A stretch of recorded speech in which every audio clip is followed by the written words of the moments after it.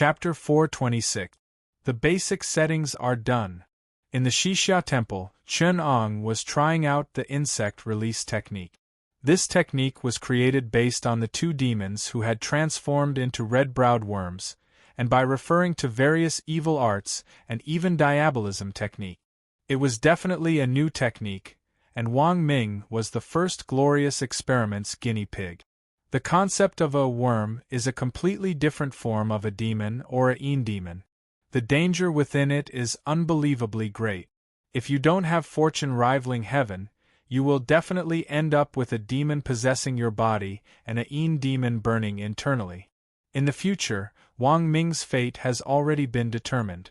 He will be nothing more than completing the various tasks assigned by Chun-Ong. Of course, on the surface, the reason must be to intercept all kinds of luck, and at the same time, to provide Chun-Ong with experimental data.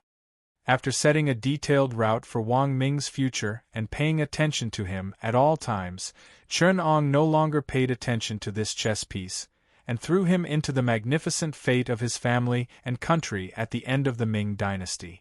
Wang Ming and his family were destined to sacrifice everything for the various experiments and purposes of Chun-Ong. Of course, this had nothing to do with Chun-Ong, the righteous sword immortal. It was all the fault of Fate Creation Boy. Kill Mao Tai first, then kill Zhang Li, colonist of Nanping, wild boar skin of North, first hero of the great Ming dynasty, and eternal red scarf Wang Ming. The people will miss you. Chun-Ong left. Without Wang Ming, the guinea pig, this insect release technique, Chun-Ong could at most push it to the first level, refining two sleeping worms and body-fixing worms, which could be used as two-handy technique. But with Wang Ming as a test subject, Chun-Ong was confident that he could evolve the heavenly devil worm and the three-corpse worm, which would be a different kind of mystery. After Wang Ming's matter was settled, Chun-Ang's experiment and research came to an end. Now that he had nothing to do, he wanted to go down the mountain and travel. There were still nearly 20 years before the plot of Mount Shu began, and he could go anywhere in the world. There was no need to be trapped in Xixia Mountain.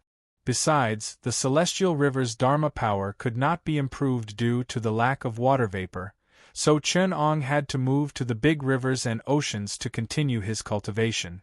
Liaodong was a suitable place, with abundant rivers such as Liao River, Yalu River, Songhua River, and Heilongjiang. Besides, it was cold in winter, which was helpful for Chun-Ong to refine the Xianming genuine water. Unfortunately, if Chun-Ong had not taken the path of a devil, he would have moved there a long time ago. Every day, he would skin and extract the bones of 300 wild boars, then he would refine his magic and devil treasures with demonic fire. In this way there were not many suitable places. Besides the 3 rivers, 2 rivers and 4 seas, there were only the Qinghai Tibet Plateau, Tianshan, and Kunlun. After careful consideration, Chun-Ong still felt that the South Sea was the most suitable, because the South Sea not only had the most famous abode of Mount Shu, the Purple Cloud Palace, but also had a large number of individual immortals. Whether it was killing for treasures or making friends for research, it was an extremely rare place. Moreover, it was the Great Voyage era in the West. Chun-Ong was also very interested to see how these Western colonists opened the Great Voyage era in the sea where there were endless sea monsters and giant beasts. After making up his mind, Chun-Ong took his worldly belongings. Fortunately, he had a batch of gold and silver from the treasure pouch of the red-browed ghost Lu Tang. He could be considered extremely rich in the human world. Only the salt merchants in Yangzhou could be so extravagant as to have thousands of taels of gold and silver. They would definitely not be short of consumption on the road. He put the red serpent macho in his sleeve, and sent a message with a spell to ask Meng Xiaoshang, who was on the mountain, to help look after the Xixia temple. Then he opened the door and went down the mountain. At this time, the world was beginning to show signs of chaos, but it was all the chaos in the north. Whether it was the wild boar skin or the rebel army and roving bandits, none of them had invaded the south. At the end of the Ming dynasty, the market culture and commodity economy had reached the peak of the classical society. Nanjing was even more prosperous. This was the first time that Chen Ong came into contact with it. Compared to the magnificence of the northern Song dynasty, it was a different feeling. Jinling was prosperous, and Qinhuai was beautiful. Chen Ong was dressed as a Taoist priest, so he was not eye-catching. The Ming dynasty had strict control over the movement of people, but it was already the end of the dynasty. The commodity economy in the south of the Yangtze River was flourishing. The Yingtian prefecture was also known as Jinling. At this time, the Nanjing city was known by the common people. Every day there would be a large number of people and vehicles entering and exiting the city. Chen Ong was among them. After showing his identity card to the guard at the city gate, he was easily let into the city. In terms of identity, Chen Ong was a Taoist priest with a clear background. He was also the master of the Xixia Temple, which was officially recognized by the government. The Xixia Temple was located near Nanjing City and was often known by people. It was the first place for scholars in Nanjing to admire maples. Otherwise, he would not have been targeted by scholar Xia. In terms of identity, Chen Ong could freely walk around the whole Ming dynasty territory. He could also hang out in any legal Taoist temple in the world and receive courteous reception. There were a few Taoist temples in the vicinity of Jinling, but Chen Ong was not short of money, so he didn't want to disturb them. He planned to find an inn to stay at first, and then look for a boat to set sail tomorrow. Occasionally, he would see one or two burly men dressed in official uniforms. Chen Ong would show a nostalgic smile. He had founded 2 secret service agencies. In the past, he also had a group of men dressed in flying fish uniforms. They ran amok in the Song dynasty and the Tang dynasty. They were famous in Jianghu. When he saw the embroidered uniform guards, he felt extremely close to them. Chen Ong saw the embroidered uniform guards coming and going in a hurry. The passers-by on the street also looked frightened when they saw them. In the early Ming dynasty, the embroidered uniform guards were in charge of life and death. Passers-by did not dare to look at them directly. It was now the year of Chongzhen. Wei Zhongxian had long since settled accounts. The embroidered uniform guards were not as powerful as they used to be. It was very strange that there were still people who were afraid. He did not want to calculate, so he found a passerby and asked, "The embroidered uniform guards come and go in a hurry. I see that the passers-by are frightened. Did something big happen?" The passerby saw that he did not know about the matter, so he patiently explained, "I heard that the city has been haunted by evil spirits. There have been 3 or 4 families in the vicinity who have died miserably. I also heard that Mao Tai, a bandit on the river, has snuck into the city to pick flowers. They suspect that he is the culprit. Yingtian is the second capital of the Ming dynasty. How could such a terrible tragedy happen? The court has urged the embroidered uniform guards to look for news. They have already captured a number of foreigners and extorted money." What a coincidence, Chen Ong thought. Looks like Li Ning and Wang Ming have not succeeded. Mao Tai's fate is indeed not exhausted. He still could not be killed. He also asked, "Those imperial bodyguards came and went in a hurry. Did they find another victim?" "I heard so." The passerby was frightened and said, "That family only has a blind old woman. She actually met with misfortune. Mao Tai is indeed a great bandit. He is so cold and unafraid," someone beside him interrupted. "Not only that. It is said that the person who met with misfortune was an elementary scholar who was taking the imperial examinations alone. He died together with his page boy in the house. His appearance was not bad. It seems that Mao Tai is also a southern wind." After a while, Chen Ong heard many rumors about Mao Tai. From the blind old woman to the young page boy, there seemed to be nothing that Mao Tai was afraid of. He was not picky about age, gender, or even appearance. He could not help but sigh that Mao Tai really had a good appetite. Chapter 427. Chen Ong chatted with the passerby for a while, and was too lazy to join in the fun. From what he knew, Mao Tai was most likely framed, and the real culprit was someone else. He heard from the passerby that there were a few reputable inns in Yingtian City. Just as he was about to rest, he felt a finger reach into the 100 treasures pouch tied around his waist. "Oh, you're stealing from me." Chen Eng's right hand grasped the pulse of the third hand at lightning speed. Chen Eng's reaction couldn't be any faster. With a little bit of mana, his right index finger stretched out smoothly and placed on that hand's pulse. With a gentle push of his thumb, he clasped the back of that hand. He only felt that the hand that was clasped was as slippery as a loach. There was a thin layer of qi on the surface of the skin that was slippery to the touch. Chen Ong rubbed the Milky Way mana and turned it into an ice crystal shackle, locking the hand. At this moment, Chen Ong had already turned around and saw the appearance of the person. It was a cowardly old man in his 40s or 50s. He was very short and his body was bent. He was only the size of a 10-year-old child. His Taoist robe was dirty beyond recognition, and the hair on his face was dirty and messy. He looked like a big monkey. The old man didn't panic or feel ashamed of being caught. He looked like a rascal and grinned at Chen Ong. He bowed to him and showed the ice crystal shackle on his hand. "Fellow Taoist, greetings." The old monkey spent all his money in Qinhuai, and it's been 20 years since he had anything to eat.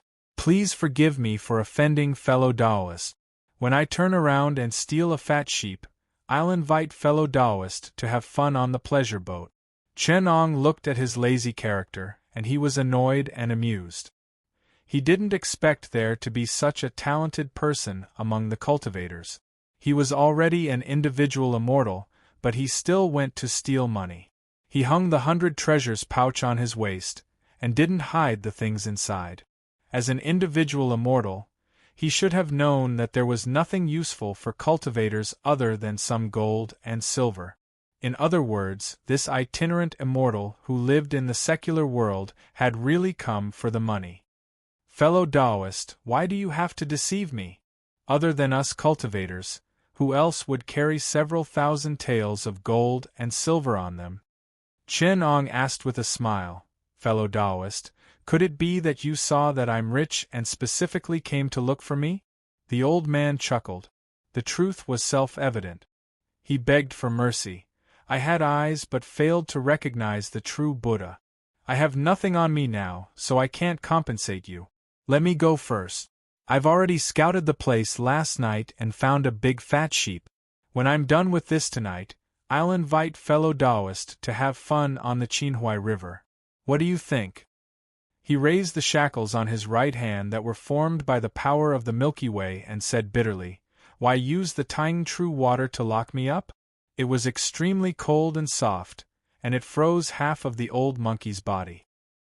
His eyebrows were covered in frost, and his 2 small eyes blinked, making him look rather pitiful. If it wasn't for the restriction of the Taing Dharma power, how could it lock up a thief like you? Even though it's an unorthodox technique, it's still an expert who has inherited the true teachings of the Great Tao. When Patriarch Kong Kong stole the golden pill from the Tai Ching house, no matter how many restrictions of earth, water, wind, and fire were able to trap him. He had already ascended during the Tang dynasty, and the descendants he left behind weren't as powerful as him, so how could they be restricted by ordinary means? Chen Ong said with a smile. "Only the Taing Dharma power, soft and formless, and a single line of 1,000 miles, can lock down Kong Kong escaping technique." The old monkey sighed. "If the attack didn't hit, I'll leave immediately.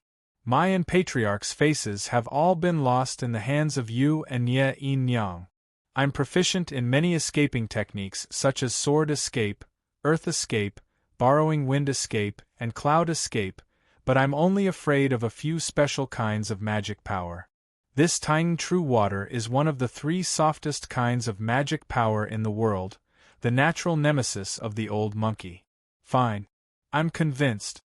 Seeing that the old monkey had admitted defeat, Chen Ong unlocked the absolute crystal locket for him. The two of them standing on the street had already attracted the attention of many people. If it wasn't for the fact that they were both dressed in Taoist robes, there would have been officials coming up to question them. Chen Ong brought the old monkey to find an inn, and along the way, an incident happened. Because the old monkey was too sloppy, if it wasn't for the fact that Chen Ong gave him an extra sum of money, the other party might not have been willing to let him in. Looking at the old monkey's shifty eyes, Chen Ong thought, thieves are the most petty. If it wasn't for me, the innkeeper of this inn would have been robbed not long ago. Chen Ong asked for a superior room and invited the old monkey up. Seeing that the old monkey was as skinny as a monkey, Chen Ong ordered a table of good dishes for him to eat. Unexpectedly, the old monkey swallowed his saliva and rejected, "Our patriarch has a rule. If you don't work for a day, you can't eat for a day. Because it's easy for us Taoists to earn money, if we don't use our skills to make a living, we'll inevitably be suspected of deceiving our masters and forgetting our ancestors." Chen Ong thought, it's fine if others say this, and they can even get the praise of having a good sex style. But you bunch of thieves actually have so many stupid rules and insist on using your skills to make a living. Is this something to be proud of? May I know how I should address you, Taoist friend? Chen Ong cupped his fists and asked. The old monkey revealed a mouthful of yellow teeth and smiled. I don't dare to, I'm called Jianxi because stealing things needs to be done quietly, isn't it? Chen Ong thought to himself. Although he was cursing in his heart, he said, Fellow Taoist Jianxi, you are well informed in Yingtian City. Do you know who is the culprit behind the recent murders in the city? When Jianxi heard this, he became spirited. The greasy look on his face disappeared, and he said in a serious tone, coincidentally, I know a thing or two about what Taoist friend is asking about. I went to visit the families of the victims and found some traces of spells. I also heard about some situations. In the first two cases, innocent girls were harvested and killed. As for the other two cases that happened recently, they had something to do with the nearby Dara temple. The elementary scholar who died in the house went to the temple to burn incense during the day. When he returned, he was silenced and killed. I suspect that there are some heretical people who are trying to practice heretical spells. When I was still on the Qinhuai River, I heard that the daughters of many good families had been kidnapped. At first, I thought it was because of the nunnery of the pugilistic world. Later on, I found out that it had something to do with the Dara temple. When Chen Ong heard this, he laughed coldly. If that's the case, then we can't let them live past tonight. Fellow Taoist friend, since you've investigated so thoroughly, it seems that you have the intention to get rid of evil. Do you dare to go with me? The old monkey laughed. Don't try to provoke me. The first thing that Kong steals is human heads. I've long had the intention to steal their heads. I've been investigating for many days. Initially, I wanted to wait for the other three heroes of the pugilistic world to make their move. Then, I'll follow behind and stealthily steal all the heads from their temple. Since fellow Taoist friend has no intention of letting them live past tonight, I'll go with you. Then fellow Taoist friend should go and work and eat your fill. Tonight, I'll wait for fellow Taoist friend. Chen Ong stood up to send the guest off. Just as he was about to leave, he asked, Fellow Taoist friend, what are the names of the three heroes of the pugilistic world that you mentioned earlier? Chapter 428.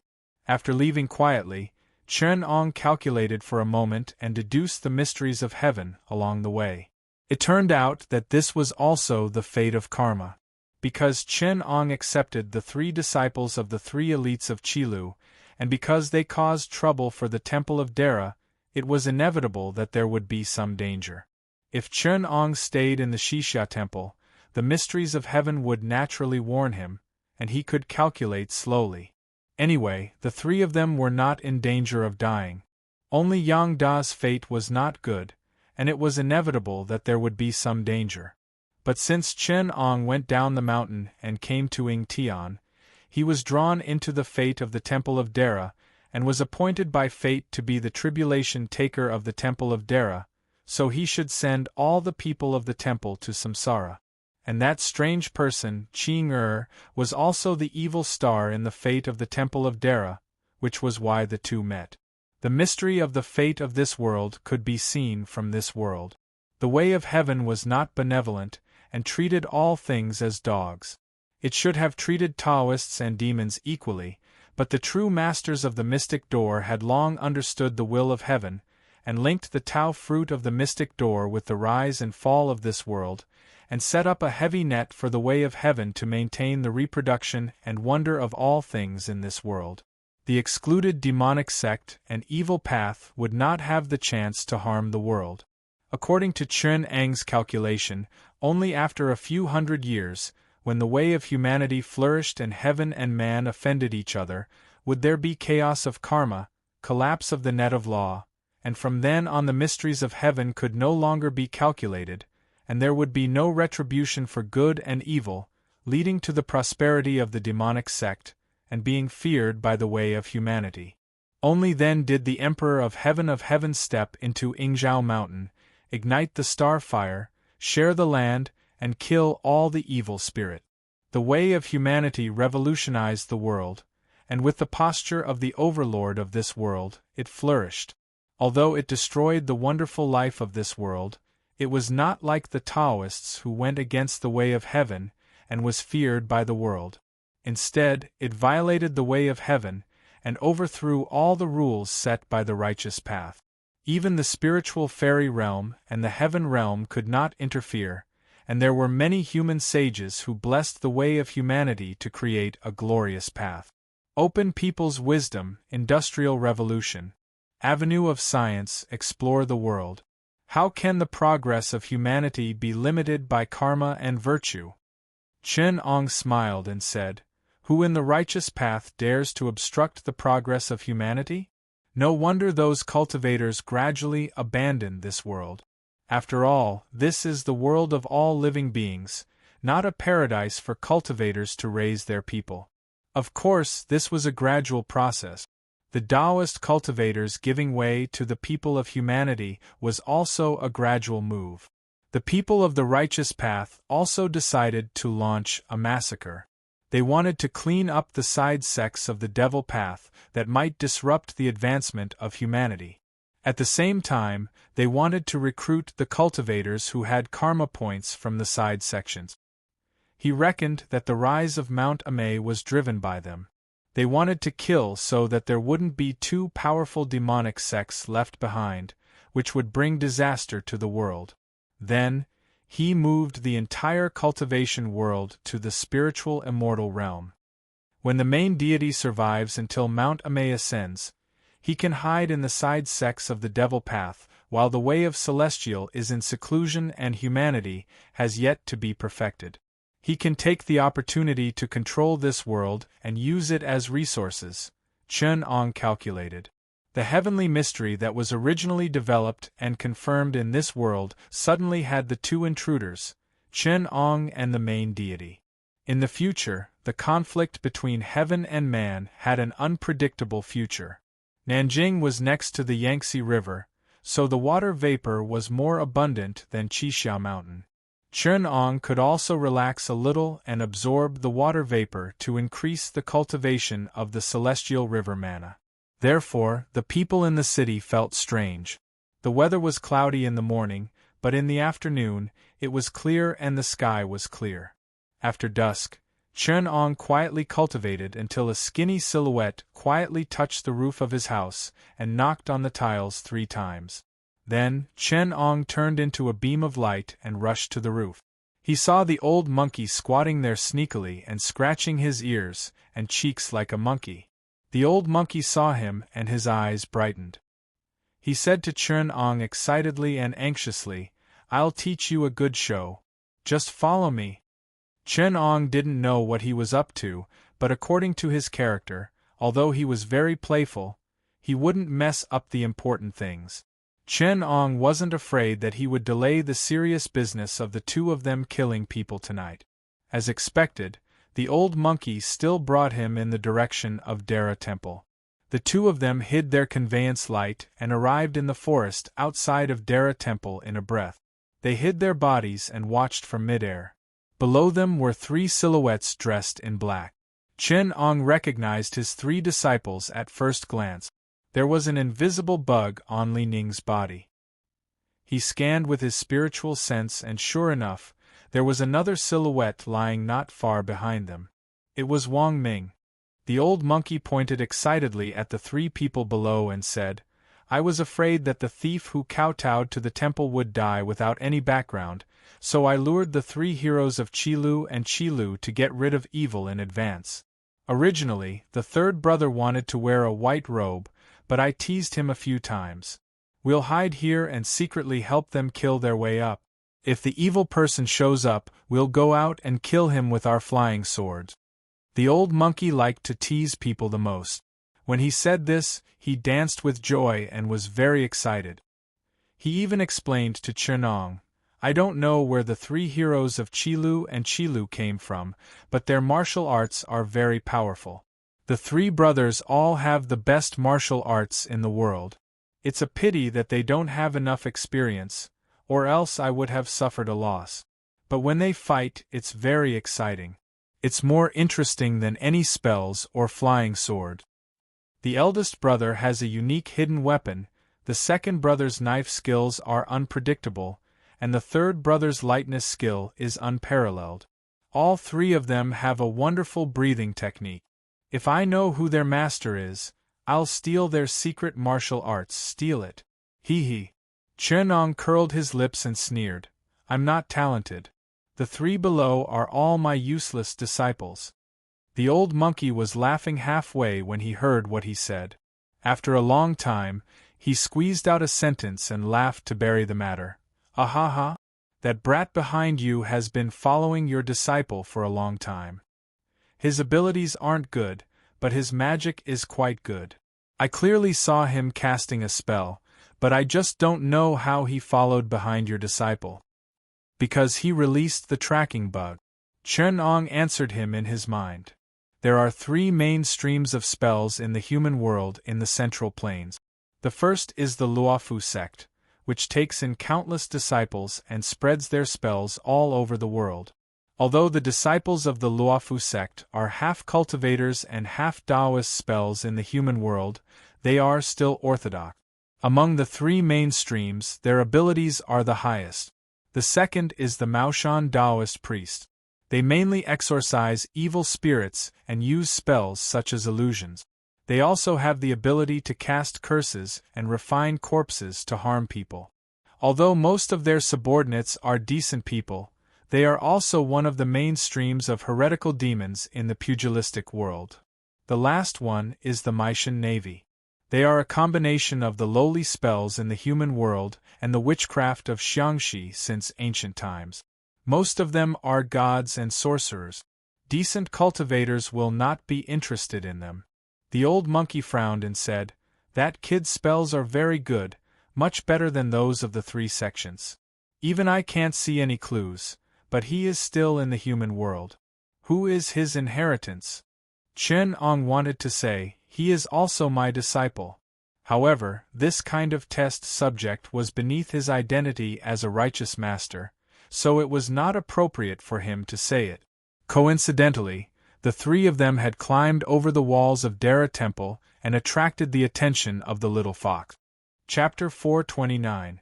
Li Ning and the other two only had to lean on the wall for support before they flipped over the wall with their superb lightness kung fu. Ever since Chen Ong taught them martial arts, the three of them were already at the top of the human world. Their movements were silent and they were not afraid of being heard by others. There were indeed ghosts in Dara Temple. It was almost midnight, but there were still many people patrolling the area. Li Ning observed the patrolling pattern from afar. He released his dart from afar and eliminated all the hidden and overt sentries. Chen Ong observed them for a while and saw that they were very disciplined. For Li Ning to be able to make such a name for himself in the Jianghu, he was naturally not someone to be trifled with. They were well versed in serving justice and socializing in the Jianghu. Had it not been for the heretical cultivators supporting Daluo Temple, Chen Ong would not have needed to make a move. He secretly looked at the traces left behind by the evil sorcerer and knew that it was not a big case that could be done by a witch or a witch in the mortal world. For an evil sorcerer to have such ability, his mana must have reached the stage of Yinshin. His magic would no longer be tainted by things like black dog blood and menstruation in the mortal world. In Chen Eng's eyes, they were still small fries that could be killed with a flip of his hand. But to the people of Jianghu, they were already legendary figures like the ancestors of the evil sects and the top masters of the evil sections. They were the leaders of the evil sects in Jianghu once in 100 years. The people of Jianghu could only look at them but not reach them. They were legends that had been passed down for hundreds of years. Below, Li Ning and the others were still approaching the main hall. The people in the temple had already noticed that something was wrong with the patrolling team. They shouted at the people outside, and when there was no response, they started to shout. This alerted the entire Dara temple. Many ferocious and evil-looking monk soldiers rushed out with their Buddhist commandment blade. The leading monk with a big scar on his face cupped his hands and said, "Who is it that came to visit our Dara temple? I don't know how I have offended you. Please come out and have a chat." Someone on the side shouted, "Who is hiding there? Come out and let me see you." Chen Ong and Qing'an were shocked. They knew that the main character had arrived. Qing'an smiled and said, "They should have alerted the enemy and helped us see the situation clearly." Chen Ong shook his head and said, "I'm afraid there are good people locked up in the temple. I'm going to take this opportunity to take a peek first, so that I won't accidentally injure a loved one." Then he sent out a bit of his spiritual sense to investigate the situation inside the temple. The three heroes of Qilu were highly skilled and daring. As soon as they were provoked by the evil monk of Dara Temple, they jumped out. Li Ning had learned the secret of hidden weapons from Chen Eng's Heaven's Net deception. He had a lot of embroidery needles in his waist pouch. With one needle, he took the life of a person in Dara Temple. He used his body movement technique, and the needles were like rain hitting a banana leaf. People kept falling down. This kind of scene was like an ancient cold weapon battle, and suddenly a machine gun appeared out of nowhere. The scene was very shocking.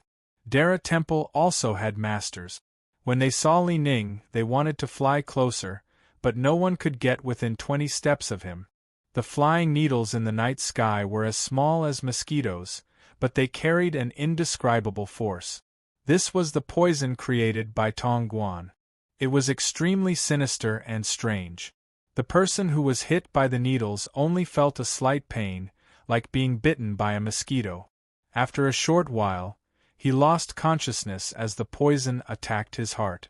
What a sinister martial art! The evil monk of Dara Temple, who was hiding in the main hall, shouted, "Who are you? Why are you looking for trouble with our Dara Temple? I, Iron Arhat Kuang Yuan, have never offended you. Why are you bullying us?" It seemed that his name had some influence in Jianghu. As soon as the three heroes of Qilu heard this, they sent Zhou Chun to stand in front of them and shouted, "Thieves! You have done many evil deeds, and now that retribution is upon you, you still want to quibble? The three of us have known about your evil deeds since half a month ago. We were afraid that we would wrongly accuse innocent people, so we tried to find out more. My big brother, Li Ning, even snuck into your den a few times. I saw with my own eyes that you kidnapped innocent people and imprisoned them in the temple. You abused them day and night, completely devoid of conscience. The scholar who came to your temple to play and bumped into your scandal was also secretly rescued by my big brother. Who would have thought that you would be so cruel and unscrupulous as to harm him again? Today we, the three heroes of Qilu, will not let you scum go." The evil monk heard this and laughed coldly. "So it's the three heroes of Qilu. I saw that it was not easy for you to cultivate your skills, so I took pity on your talent and wanted to spare your life. Do you think I'm afraid of you? He wanted to show off his skills, so he took out a gourd from his waist, opened it, and aimed it outside the main hall. He slapped the bottom of the gourd hard, and a black fog rushed out of the gourd. It flew around and occupied about half an acre of space. The black fog smelled the scent of a living person, and directly went towards the hiding place of the three heroes of Qilu. Chen Ong could see clearly that the black fog was a swarm of poisonous bees the size of a thumb. There were hundreds of thousands of them. When these violent poisonous bees gathered together, they were more terrifying than any jackals, wolves, tigers, or leopards. No matter how high one's martial arts skills were, one would not be able to face them directly. The old monkey quietly asked, "Fellow Taoist, are you still not going to make a move? This kind of harmful magic is not something that human martial arts can fight against. These poisonous fire wasps are domesticated by cultivators, and their poison is especially terrifying. They have also been sacrificed through blood sacrifice. They are bloodthirsty and violent, and are known as the wind tiger. When they see blood, they are not afraid of death, and when they are burned by fire, they will turn into poisonous smoke. They are very difficult to deal with. Let's wait first." Although the poisonous bees are difficult to deal with, Li Ning is cautious and meticulous. "He might have a way," Chen Ong said. As soon as the poisonous bees flew out of the gourd, they gathered together and followed the scent of a living person. These mutants were cruel and bloodthirsty. When using evil methods to sacrifice, they often had to be fed blood. In order to sacrifice this gourd, that evil monk had harmed countless people. He was reluctant to spend money to buy cattle and sheep blood for these poisonous bees, so he killed people to raise them.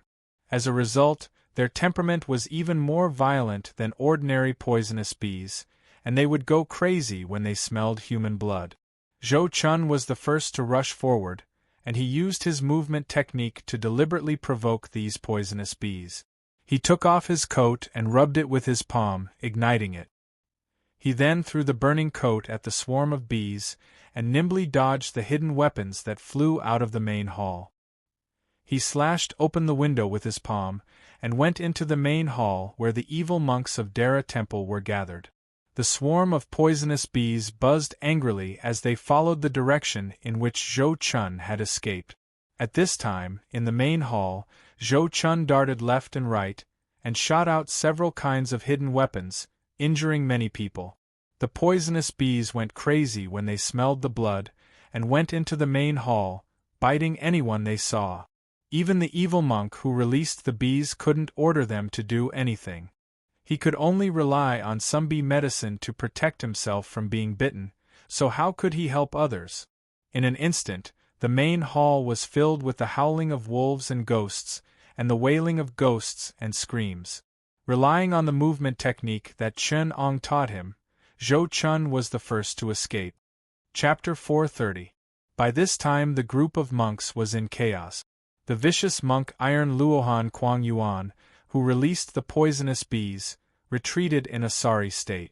Li Ning and Yang De were worried about their sworn brother's injury, so they did not pursue him. Kuang Yuan was preparing to retreat temporarily to avoid the Qilu three heroes when suddenly he heard a man's hoarse voice behind him saying in a low voice, "Brother Kuang, let me lend you a hand." Kuang Yuan was overjoyed. "Mao Tai, you came just in time. Help me take down the three of them.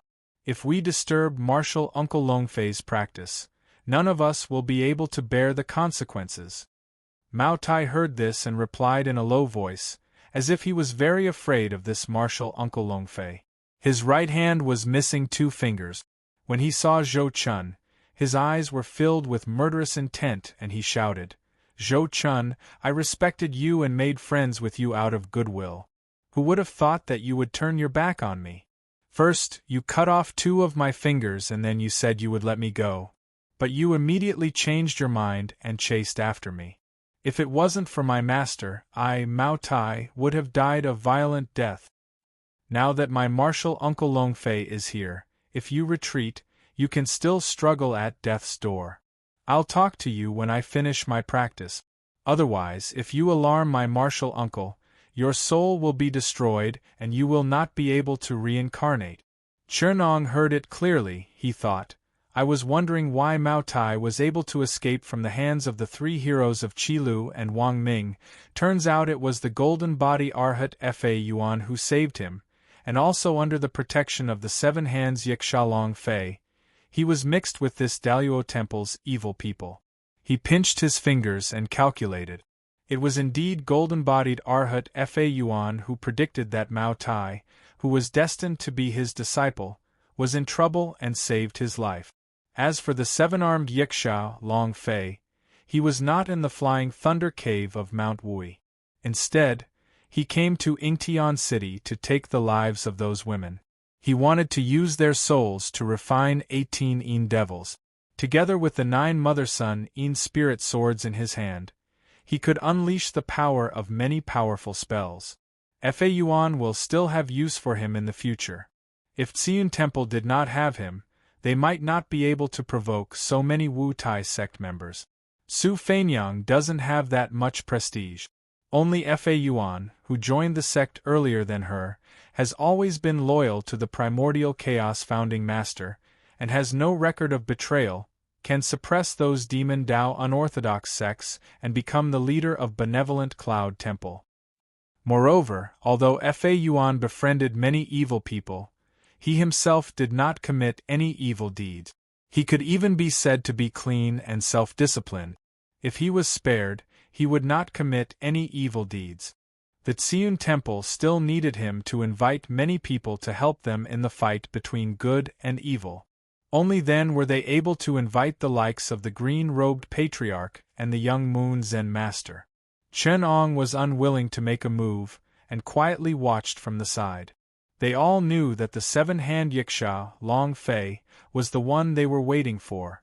Among the 2 demons on the field, Mao Tai had just become his disciple, and did not have any powerful abilities, while Kuang Yuan had been tricked by Zhou Chun into using his most powerful magic treasure, and was no longer a match for the 3 heroes of Qi and Lu. However, there was someone who could not hold back. Wang Ming became restless when he heard Mao Tai's name. He moved a little further forward, intentionally avoiding the 3 heroes of Qi and Lu. He first hammered his own nose until it was sore and tears flowed out. Then, 2 invisible bugs sprayed out from his nose and flew toward Mao Tai. These 2 bugs were magical bugs that he cultivated. One was a sleeping bug, and the other was a body-fixing bug. One could confuse one's mind, and the other could stiffen the body. Although it was not a powerful spell, it was good at hiding. The 2 bugs flew out at the same time and drilled into Mao Tai and Kuang Yuan's noses in a familiar way, and did not attract their attention. It was not until Kuang Yuan suddenly felt a strong sense of drowsiness that he could not stand still. He swayed a few times, and was about to fall down that they realized something was wrong. Kuang Yuan pinched his thigh, using the pain to temporarily suppress his drowsiness, and shouted, "This is bad! Junior brother Mao Tai, we have fallen into someone's trap. Quickly go and call Uncle Master Long Fei." How could Mao Tai still move? Only his 2 eyes were moving around, revealing his anxiety. Kuang Yuan clenched his teeth and wanted to shout for help, but he felt his vision go black, and his head had already flown into the sky. Wang Ming raised the sword that was stained with his neck blood, and without even bothering to retrieve the red gourd in his arms, he rushed toward Mao Tai. Not to mention Mao Tai, even Li Ning and the other 2 were at a loss with this series of changes. Only Chen Ong and Qing could see clearly. Qing chuckled and said, "He's still a promising person." Wang Ming ran in front of Mao Tai, and without waiting for him to come back to his senses, he took his little life with a sword. The crane feather sword was sharp, and it directly cut off Mao Tai's head. Wang Ming held it in his hand, ignoring the evil monks beside him as he walked straight toward the 3 heroes of Qi and Lu. When he was less than 10 steps away from Li Ning and the others, Wang Ming stood still and cupped his hands toward them, saying, "Is Uncle Li Ning here?" Li Ning said hesitantly, You are Wang Ming?" He didn't know what had happened to Wang Ming these days. His youthful face, which used to be filled with expressions to let people know his face, was now indifferent and deep. It was no wonder that Li Ning didn't dare to recognize him for the time being. Wang Ming threw the head in his hand and bowed to Li Ning, saying, "Greetings, uncle, it is indeed Wang Ming." After a long time, Li Ning said, "Child, why don't you go see your uncle? He didn't get any news about you, so he was very worried." Wang Ming also didn't answer for a long time and finally sighed, "Wang Ming can't go back anymore. Uncle Li Ning, please pass a message to my uncle, ask him to tell my old parents. Wang Ming is unfilial, let them pretend that they never gave birth to me, their son, and then think of a way to continue the Wang family's lineage. They have another son in life, and I, this unfilial son, will pretend that I never raised him."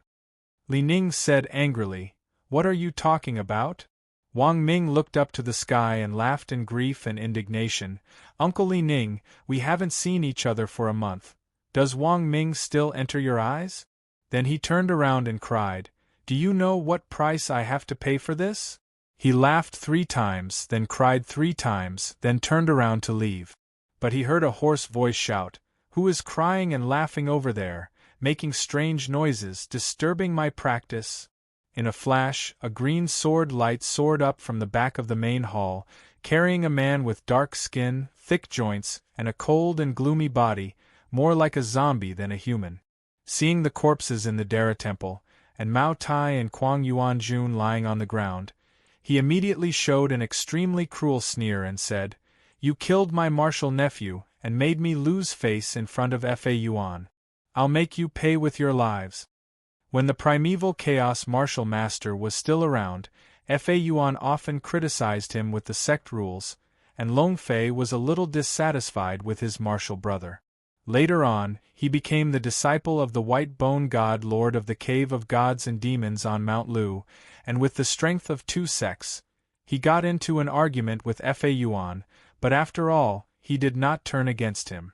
Moreover, this martial nephew of his, Mao Tai, was greedy and lustful, which was quite to his taste. Seeing him lying on the ground, how could Long Fei not be angry? The 9 sons and Mother Yin spirit swords that Long Fei refined was a set of flying swords rarely seen in the evil sects, with a total of 24 swords. It was the set of flying swords from the Wu Tai sect that was the most harmful to heaven and harmony. The whole body was surrounded by green light, and the 9 sons and Mother Yin spirits were imprisoned on the swords. Who knew how many vengeful spirits were refined in the sword light? Chapter 431. Chen Ong snorted and let go of the power of the Milky Way that grabbed Li Ning and the other 2, shielding them behind him. He quietly spread out the stained Taoist robe on his body, and it turned into a thick yellow treasure light that enveloped the 4 of them. Then, he patted the back of his head, and a large pearl soared up in front of him. Sure enough, he was a member of the thievery sect. He was rich, far from someone like Chen Ong, who had just reincarnated and only had a treasure of the devil refining true fire. "I knew someone was lying in ambush. Without you, how could my 2 martial nephews be ruined by a few human heroes? How dare you 2 hide your heads and show your tails? If you surrender and accept your death, I can still leave you with a whole corpse. If you dare to resist, you will enjoy the pleasure of the devil refining fire." The sword light turned in the air and flew toward Chen Ong and stealthily together with the 11 sword lights that flew out from Long Fei's body. Chen Ong opened his hand and released a devil refining true fire. Then, he heard stealthily say, "Qin Daoyu, Long Fei's flying sword is powerful. It should be the true inheritance of the Wutai sect." Chen Ong also transmitted his voice over and said, "This person isn't my match. I just noticed that there are many innocent girls in the dungeons in this temple. Fellow Taoist, you should go save those pitiful girls while he's out of the dungeons. I will kill all the evil creatures in this temple, so that they won't hurt the innocent." Hearing this, stealthily hesitated for a moment. How powerful was Long Fei's magic power? First, he had a master who was a top master of the side sect, the ancestor of time immemorial, who was of the same generation as the long-browed Taoist. Then, his master, the white bone god of the cave of gods and demons of Mount Lu, was also a giant of the devil path. It could be said that he had the top inheritance of the side sect of the devil path. His magic power was no less than stealthily's. In comparison, although Chun Ong captured him as soon as they met, he did not know more about Chun Ang's background. Chun Ong saw that he was hesitating, so he waved his hand and shot out a stream of mana to wrap him up. Borrowing the power of the stars in the sky, he teleported and sent him down to the dungeon. In just a split second, Ching was teleported from the sky to the dungeon. Only then did he understand a little about Chun Ong, and he was extremely shocked. Chun Dao's mana is so powerful that seven-armed Yiksha is really not his match. Borrowing the power of the stars to shift my escape technique is 10 times stronger than my magic power at night. Now that the sky is bright and the stars are hidden, the difficulty is more than 10 times higher. In that case, wouldn't Chun Dao's magical power be 100 times stronger than mine? Although Long Fei is strong, he is on par with me. If Chun Dao wants to kill him, it will only be a little troublesome. Immediately, he relaxed and began to rescue the poor people who were imprisoned here. On one side, Chun Ong used his magic power to teleport, but on the other side, he used the spirit flames of the eternal lamp to turn into a fire cloud, enveloping the entire Dara temple, compressing the space where Long Fei could move. The spirit flames in the fire cloud contained firepower. It looked like the sunset glow was hidden in the cloud. A few evil monks could not see through the secret within, and when they touched it with their hands, they were instantly burned into a pile of residue. A bunch of idiots! Long Fei snorted coldly. He looked at the remnants of the Dara temple who were hiding behind him.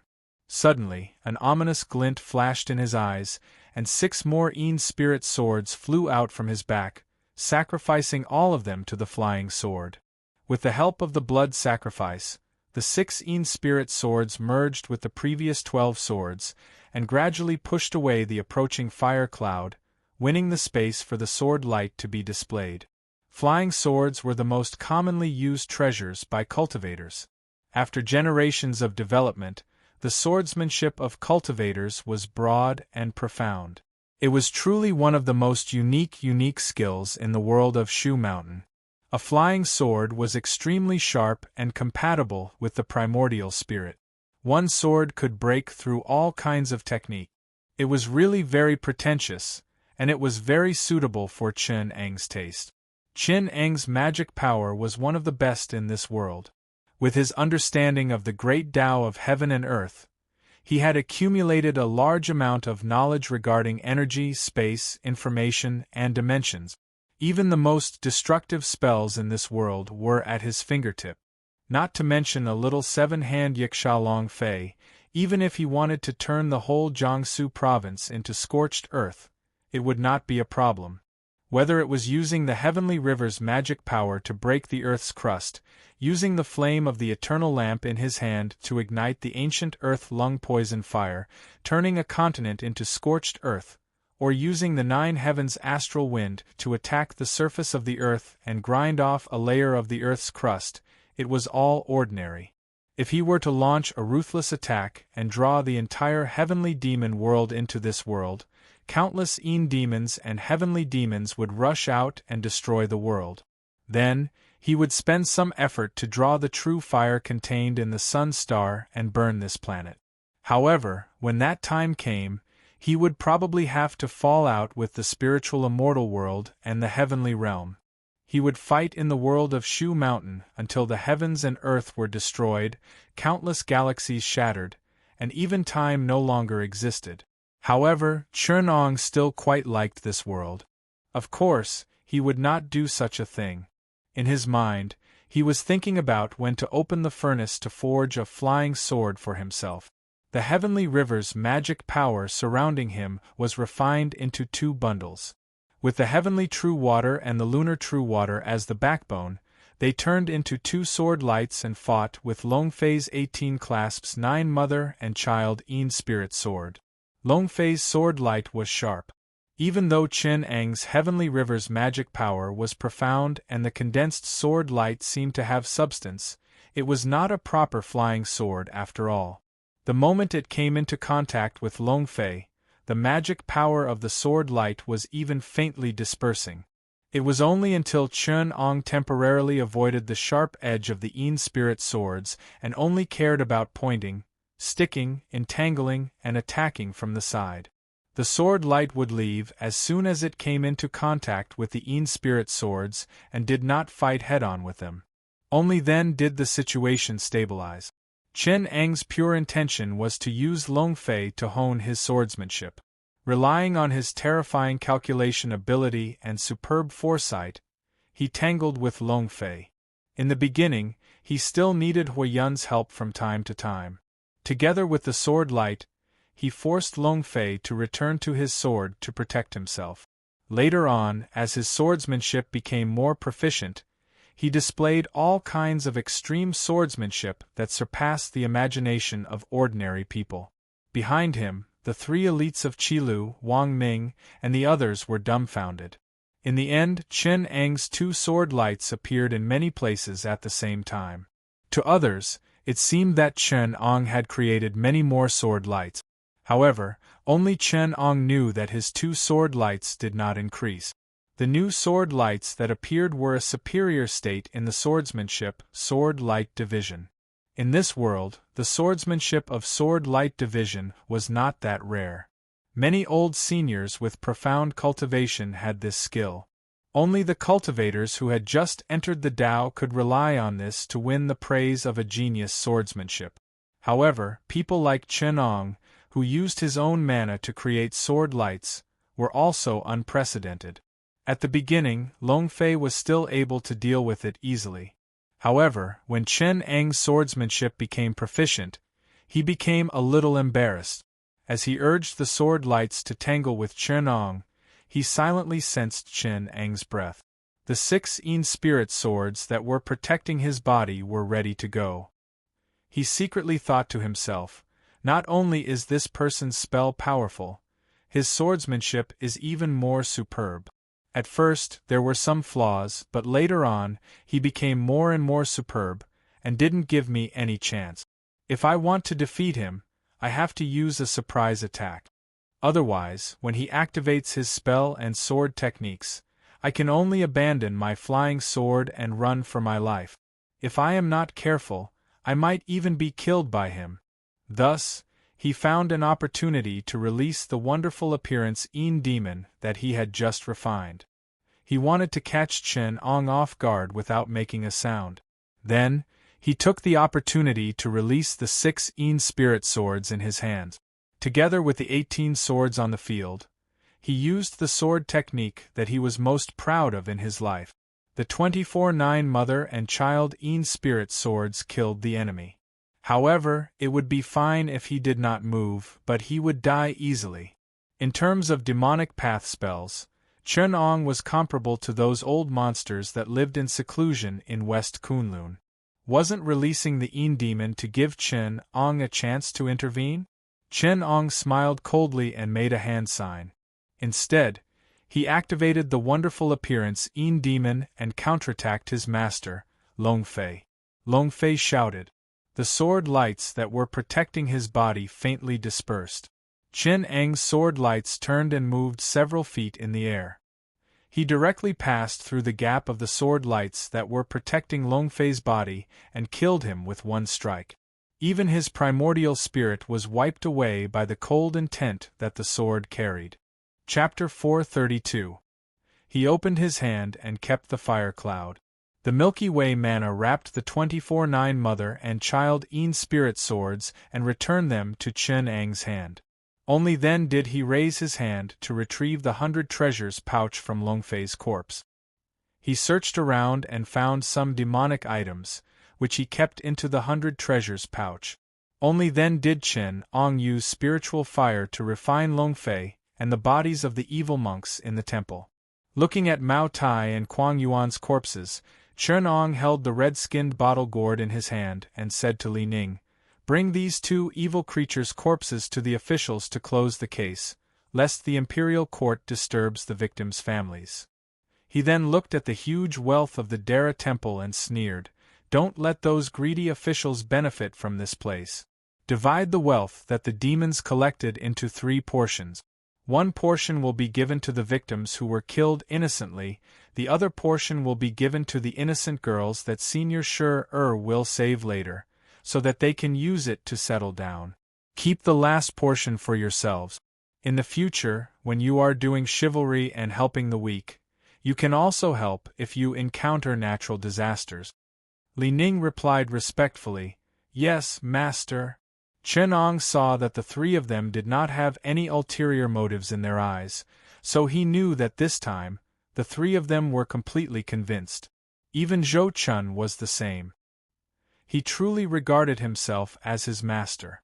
The bottle gourd of poisonous fire wasps had already been burned by Chen Ong. Zhou Chun could not help but let out a grunt from the poison acting up. Li Ning was very worried when he heard this. He secretly blamed himself for not keeping any of the spirit crane's saliva that Chen Ong had given him. Chen Ong saw through his worry and took out a jade bottle from his bosom. He passed it to Zhou Chun and said, "There are 9 pills in this bottle. Take one and it will cure the fire poison in your body." He then passed 2 more jade bottles to Li Ning and said, "Last month, I refined pills with a few friends and got a share. Here are some pills for you guys. In the future, if you meet them in the pugilistic world, here are 3 bottles of pills. The bottle of 9 pills is called the exorcism pill. It can expel external demons and strengthen the foundation.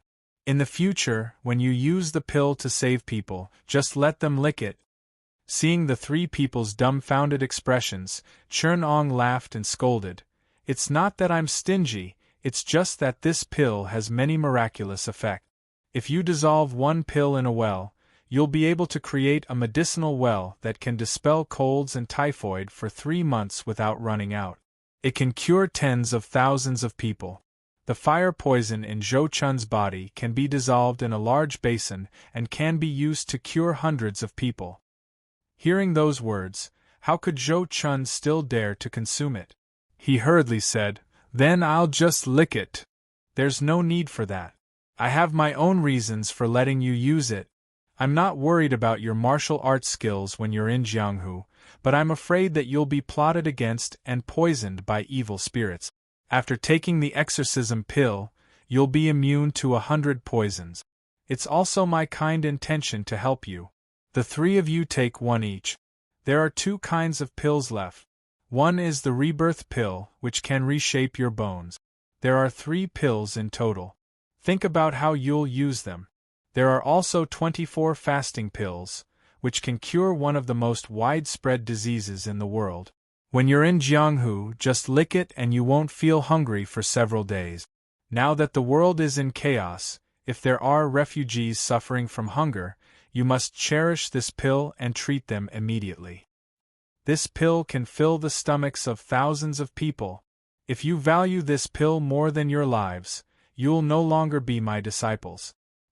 Hearing Chen Eng's serious words, Li Ning and the other 2 did not dare to act as if nothing had happened.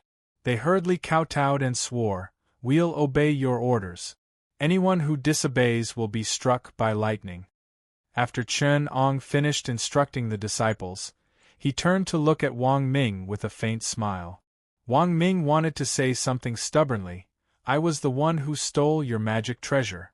I'll accept any punishment." Such bold words, but when he thought of Fate Creation Boy's teachings, he became weary and stood aside with his head shrunk. Unexpectedly, Chen Ong only asked him to leave Mao Tai's head and let him go with a wave of his sleeve. "Fate Creation Boy, did I earn enough fate to offset the consumption of the art of releasing bugs?" Wang Ming asked anxiously as he ran away. Fate Creation Boy said slowly, "It was enough, but now that I've helped you escape, it's not enough." Wang Ming cried, "Wasn't it the Taoist who protected me? Will he protect you without fate? Will he let you go without consuming fate? Don't forget, you're the #1 suspect of the treasure theft. If you didn't consume the fate you got from Mao Tai, how could you be so smooth sailing? Wang Ming let out a blood-curdling scream and left in grief. Chen Ong waited for a while and quietly returned to the surface with dozens of young women. He said to Chen Ong, "Taoist friend, you're very skillful. I smelled the fragrance of the elixir below, and it attracted the old monkey's soul." Zhou Chun heard this and helplessly looked at the jade bottle in his hand. He looked up and saw the old monkey looking at him with its bright eyes. He looked at Chen Ong with a bitter smile. This thing was given to him by his honored master. It was okay to use it for chivalry, but he needed Chen Eng's permission to give it to others. Chen Ong shook his head and smiled. "Taoist friend, don't make things difficult for my disciple. If you want the elixir, I have more here. You're also a senior master. How can you covet the things of the younger generation?" Qing did not care. She rubbed her hands and said with a smile, "Ever since Patriarch Kong tasted the elixir of Tai Ching, this elixir has become our favorite. If I didn't know you well and know that your mana is strong, I might have gone to your cave to steal the elixir. A few months ago, I smelled an inexplicable elixir fragrance coming from Qixia Mountain in Yingtian. I was going to steal the elixir after solving this problem. But now that I smell it again, the person who is refining elixir in Qixia Mountain must be Taoist friend." He scratched his ears and cheeks and said anxiously, "I can't steal the elixir now. Taoist friend, you can give me a few and let me have a taste." Chen Ong did not know that there was such a thing. If it were not for him, Meng Xiaoshang on Qixia Mountain would have suffered. Chen Ong did not believe that Meng Xiaoshang could keep 1/3 of her elixir in Qing hands. "Don't go, there is still the elixir of a Taoist friend of mine. She is a rogue cultivator and does not have much wealth. I don't need a lot of elixirs here. If you want, I will give them to you." As Chen Ong said this, he took out a few jade bottles from his arms and stuffed them all to Qing. When Qing heard that there were still elixirs, he pricked up his ears and put the jade bottles that Chen Ong gave him into his arms. Looking at his rolling eyes, Chen Ong knew that female immortal Meng was going to be robbed again, but he did not want to point it out. Qing knew that Meng Xiaoshang was his friend, so he would not go overboard. He came from a rich family and would definitely give Meng Xiaoshang other compensation. It was also a good thing for Meng Xiaoshang to get to know such a senior, so there was no need for him to stop her. Chen Ong said to the old monkey, "These poor daughters, I still need you to send them back. If they have families, then send them back. If they don't, then find a way to settle them down. I still have some elixirs here that can replenish their vitality. Think of a way to cover them up so that they won't be looked down upon." The old monkey nodded and said, "Leave this place to me. I can also turn this place into a nunnery to settle those girls who have nowhere to go. I can also take care of them nearby so that they won't be bullied." As he said this, he waved his sleeves and took all the valuables that Li Ning and the others offered. There were more than 100,000 taels of silver, which was more than enough. Chen Ong said again, "Long Fei still has 24 spirit swords and many." When he said this, the old monkey interrupted him and said, "I don't have the power to dissolve the spirit on the sword. Besides, you were the one who killed him, so what does it have to do with me? Don't mention it again." He was itching to do it again and laughed, "But I won't stand on ceremony with him in the Flying Thunder Cave of Mount Wu Yi. When the time comes, I will go and look for it and I will give you a share." There was a woman next to him who was also kidnapped by the thieves from Dara Temple. But there were virtuous and foolish people. Some of the kidnapped women also hooked up with the evil monks from the temple. Chen Ong and Shi were aware of this, but they didn't care about it. This woman was one of them. Her name was Yang Shi. She came from a small family and didn't have a name. She only had the name of the flower in the Devil's Cave, Xiangxiang. Yang Xiangxiang learned a lot of tricks from the evil monks in the temple. When she saw that Chen Ong and the others had strong mana, she changed her mind and cried out, two immortals, I really have nowhere to go, please take me in. I will do anything for immortals to repay you for saving my life." She originally thought that even if the two of them looked down on her ruined appearance, they would at least comfort her a little. Then she could take advantage of the situation to seek death. Even if she couldn't climb up to the higher branches, she would still be able to get a big share of those 100,000 taels of silver. Unexpectedly, when she said this, not only did Chen Ong and Shi-Er's faces turn cold, even Li Ning and Yang De sneered. Chapter 433. Everyone present was as cunning as a ghost. How could they not see through her little thoughts? Chen Ong did not speak, he just smiled and said, "We are all unaffiliated people who live like wild cranes, we eat and sleep in the open all day long, we can't take in a girl like you. You'd better find your own way out." After saying that, he gave her 10 taels of silver and sent her away. At this time, although Jiangnan of the Great Ming Dynasty was rich and populous, 10 taels of silver was enough for a farmer's family to make a living for a year. With the silver, Yang Xiangxiang could go to her relatives or find her own way out. It would be enough for her to settle down and live a life. But how could Yang Xiangxiang be willing to give up? Although she was ravaged in the temple, it was only for a girl from a good family. If she was willing to degenerate, the living conditions in Dara Temple were 100 times better than that of an ordinary farmer's family. It was comparable to that of a young lady from a rich family. Although she had to suffer the ravages of the Ying monks in the temple, it was not a shame to her, so how could she be willing to return to that kind of life? Although her parents were still around and she was not an orphan without a background, but to return to the life of a farmer's family was worse than killing her. She simply threw caution to the wind and used her skills to serve the fake monks, messing up her clothes, letting her hair down, and pouncing towards Chen Ong. Her pouncing was also a little particular. She could tell that among the 5 people, Chen Ong and Shin Qinger were the leaders, and Shin Qinger was a sloppy old monkey. In contrast, Chen Ang's appearance was that of a young man with a red face and white teeth, so he should know who to pounce on without asking. Chen Ong smiled coldly and spread out the Milky Way mana around his body, creating a strong repulsive force around his body. Yang Xiangxiang wanted to pounce on him several times, but she could not get within 10 feet of Chen Ong. Yang Xiangxiang was unwilling to give up. She broke free from Li Ninglai's hand and screamed, "After this, how can I face the world? Since the immortal elder is not willing to accept me, Xiangxiang has nowhere to go. I can only die." As she said this, she rushed towards a stone pillar, intending to touch the pillar and die. Chen Ong didn't even try to stop her. He just looked at her coldly. Yang Xiangxiang was riding a tiger and couldn't back down. Seeing no one stopping her for a long time, she made up her mind and slowed down her pace, crashing into the stone pillar. She estimated that the strength she used was just enough to cause her to bleed and faint, but definitely not to the point of death. As soon as she touched the stone pillar, Yang Xiangxiang blacked out. Chen Ong glanced at the woman who was knocked out by Shi-Er's arcane energy and coldly ordered his disciple, "Drag her out." Li Ninglai's face was red. With his martial arts skills, he should have been able to subdue a woman who didn't even have the strength to truss a chicken, but she hit him with her chest, and Li Ninglai was a sincere gentleman, so she broke free.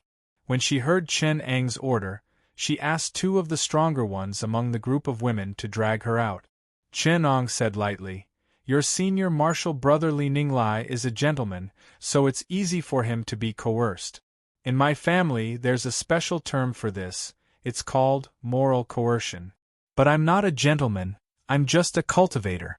Towards this kind of discontented person, I'll only let her know the principle of self-improvement, I'll never satisfy her.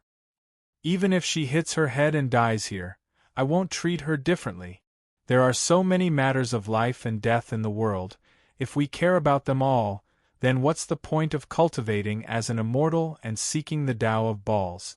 As soon as he finished, he shook his sleeves and left with his 3 disciples to deal with the aftermath, and left with Shi-Er, displaying the coldness of a cultivator to the extreme. Chun Ong had only cultivated once in Yingtian City, but he had already used up 3 days' worth of water vapor within 100 miles, so he didn't dare to cultivate again. It was almost the spring equinox. Rainwater was as precious as oil to farmers, and water vapor was related to the production of countless farmers and commoners. Even the biggest scoundrel in the world wouldn't go so far as to ruin a year's worth of hard work for his own insignificant benefit. It just so happened that with Shur-Ur's help, the two of them dispelled the evil spirits on the 24/9 mother and child soul swords. Other than the essence of the 5 metals, the devils, Chi, and the forbidden souls were all dispelled. If it wasn't for Chun Ang's spiritual flame that could refine demons, this hard work would have taken the two of them more than 10 days. Long Fei's 9 mother and child soul swords were one of the best flying swords among the unorthodox sects, and it was passed down from the Wu Tai sect. In this world, other than Amei, the Wu Tai sect was the best in the art of refining sword. The Sky Demon Fairy Slaying Sword, 5 Poison Fairy Slaying Sword, and 100 Spirits Fairy Slaying Sword were all famous, and they were the most amazing impartations among the unorthodox sections. Other than harming the harmony of heaven, their power was extremely strong, and they were worthy of being the trump card that the master of Hunyuan thought hard about to deal with Amei. Although the evil spirits on the swords were dispelled, and the restrictive spells were broken, the 24 flying swords were still the best sword embryos in this world. As long as Chun Ong refined them with the 7 great true water, and practiced the restrictive spells of the Milky Way mana, it would be a set of flying swords that suited him. Cultivators practiced flying swords, and it was the best hard work in cultivation. How powerful was the master of Hunyuan of the Wu Tai sect? The Wu Tai sect was also the only sect among the unorthodox sects that could be compared to Amei. They used all their strength, but they still could not practice the Sky Demon Fairy Slaying Sword during the sword fight between the two parties. How famous were the 3 deities of the Eastern Sea! In order to refine a golden light blazing sword that could restrain magic, they also worked hard in the Eastern Sea for many years. One must know that it was not easy to refine a flying sword. Take the essence of the 5 metals that were commonly used in the sword embryos. For example, one might not be able to refine one tael out of hundreds of thousands of kilograms of refined iron. It was fine if it was hundreds of thousands of kilograms of refined iron, but how difficult would it be to refine hundreds of thousands of kilograms of pure gold? For example, the 24 sword embryos of the 5 metals in Long Fei's hands were extracted bit by bit from the endless magma in the Earth's mantle. As for the cultivation resources in the human world, during the Han Dynasty in the Central Plains, the resources that the nobles could easily use were long squandered by the necromancers at that time, causing the Central Plains to suffer from a shortage of gold. Not to mention the elixirs and resources needed to purify the flying sword to improve its essence and spirituality. There were more than 3,300 elixirs, and it took hundreds of years of hard work by cultivators to collect them. Moreover, they had to use their external skills to offset it, so that they would not be punished by the heavens.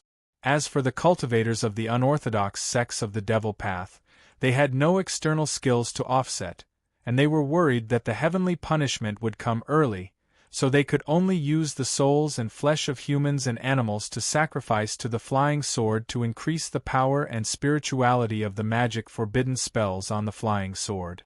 From this point of view, the population was probably the easiest resource for cultivators to collect.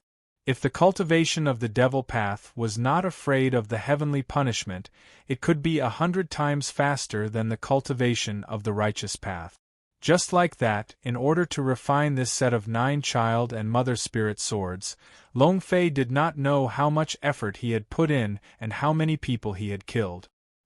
He also had the help of his master, the Lord of White Bones of the Cave of Gods and Demons of Mount Lu, to successfully refine it. He became one of the few experts among the survivors of the Wu Tai sect, and was not inferior to Fei Yuan. Chapter 434. In order to forge a set of suitable flying swords, Chun Ong made up his mind and didn't even care about the demon refinement light lamp flame that he was refining. This set of demon-slaying treasures that had made him great contributions had its true fire of the sun extracted from it, and its vitality was greatly damaged. This wisp of true fire of the sun was used by Chun Ong to refine the sword embryo, making it even sharper. Different from the original 9 child and mother spirit swords, Chun Ong didn't need powerful restrictive spells, nor did he need the flying swords to carry powerful spells and special vitality, because no powerful spell or restrictive spell would be as terrifying as the one he cast himself. The filth, spiritual light, and ghost restrictive spell were all superfluous to him. The flying swords he needed only had to be strong enough to bear the power of the Milky Way and be sharp enough. For ordinary cultivators, such flying swords were naturally unconventional, but for someone as strong as Chun Ong, it was the most suitable. In his hands, the sharpness could break all spells, split mountains and seas, and there was nothing that couldn't be cut by the sword. Seeing him being so extravagant that he was actually willing to destroy the only magic treasure in his hand, Qing'er couldn't help but feel sorry for him. Fellow Taoist really has the demeanor of our stealing sect, coming fast and leaving fast. Back then, Patriarch had countless good things in his hands, but he gave them all to his friends and disciples. Fine. Fine. After eating so many of your pills, this old monkey isn't a stingy person. He took out a handful of silver sand from his 100 treasures pouch and gestured to Chun Ong. This old monkey doesn't have anything else, but Patriarch left behind 9 taels of Milky Way star sand. This old monkey will add another 2 kilograms of Western true gold, and I'll give it to you to refine into your sword embryo, which will increase your accumulation. Chun Ong smiled. Fellow Taoist must be joking. This is far more than just an accumulation. Milky Way star sand, Western Tai true gold, seabed 10,000-year cold iron, Western gung metal primordial essence, earth core magnetic divine iron, Eastern Tai primordial essence, and so on are the 9 types of true gold that are most suitable for refining swords in the universe. If others could get 1 tael, they would value it as much as their lives. Fellow Taoist has given me so much at once, which I'm afraid is even more precious than the 24 sword embryos that Longfei refined. Chun Ong doesn't dare to accept it. Qing'er pretended to be angry and said, I have the flying swords left by Patriarch Kong'er, so what is the point of taking these things? I can't withstand so many years of hard work. Yesterday, when I asked you for pills, you didn't even blink and gave them to me. Today, I'm giving you real gold, which may not be more precious than those pills, but you don't want to accept it? But do you think that I am not as generous as you and will regret this little thing? Refining 4 for 2 to be to 1 to combine 4. Sword, but 2 for fellow you have for my 4 for it save 4 for sword. Next year, if I have nothing to do, I will personally come to help you. If I have something to deal with, I will send this treasure over. The old monkey was just thinking about it. He was a magnanimous person and knew that the things in Qing'er's hands came and went quickly. He was very generous to his friends and disciples, so he didn't take it to heart. Now that Chun Ong had pointed it out, he knew that he was going to be entangled in a tribulation silently. His enemies who were entangled in karma with him would come and find trouble with him in the future. Now that Chun Ong had pointed it out, he knew that he was going to be entangled in a tribulation silently. His enemies who were entangled in karma with him would come and find trouble with him in the future. Unintentionally, he had gotten the help of a strong helper like Chun Ong. This was also a good karma. Taking the chance when Chun Ong pointed it out, the old monkey calculated for a while. A hint of clarity flashed in his eyes, and he thanked Chun Ong. I will need to trouble fellow Taoist for your help. Chun Ong nodded and said with a smile, Of course. If fellow Taoist is willing, you can take the chance to end your life. In your next life, you will have the hope of attaining enlightenment. The monkey shook his head and said, I had already given up on the hope of attaining enlightenment, but I have a fortuitous encounter in this tribulation. It's hard to make a decision now. It's better to wait for the tribulation to arrive before making a decision. After the two of them spoke, they saw that the sun was about to rise again.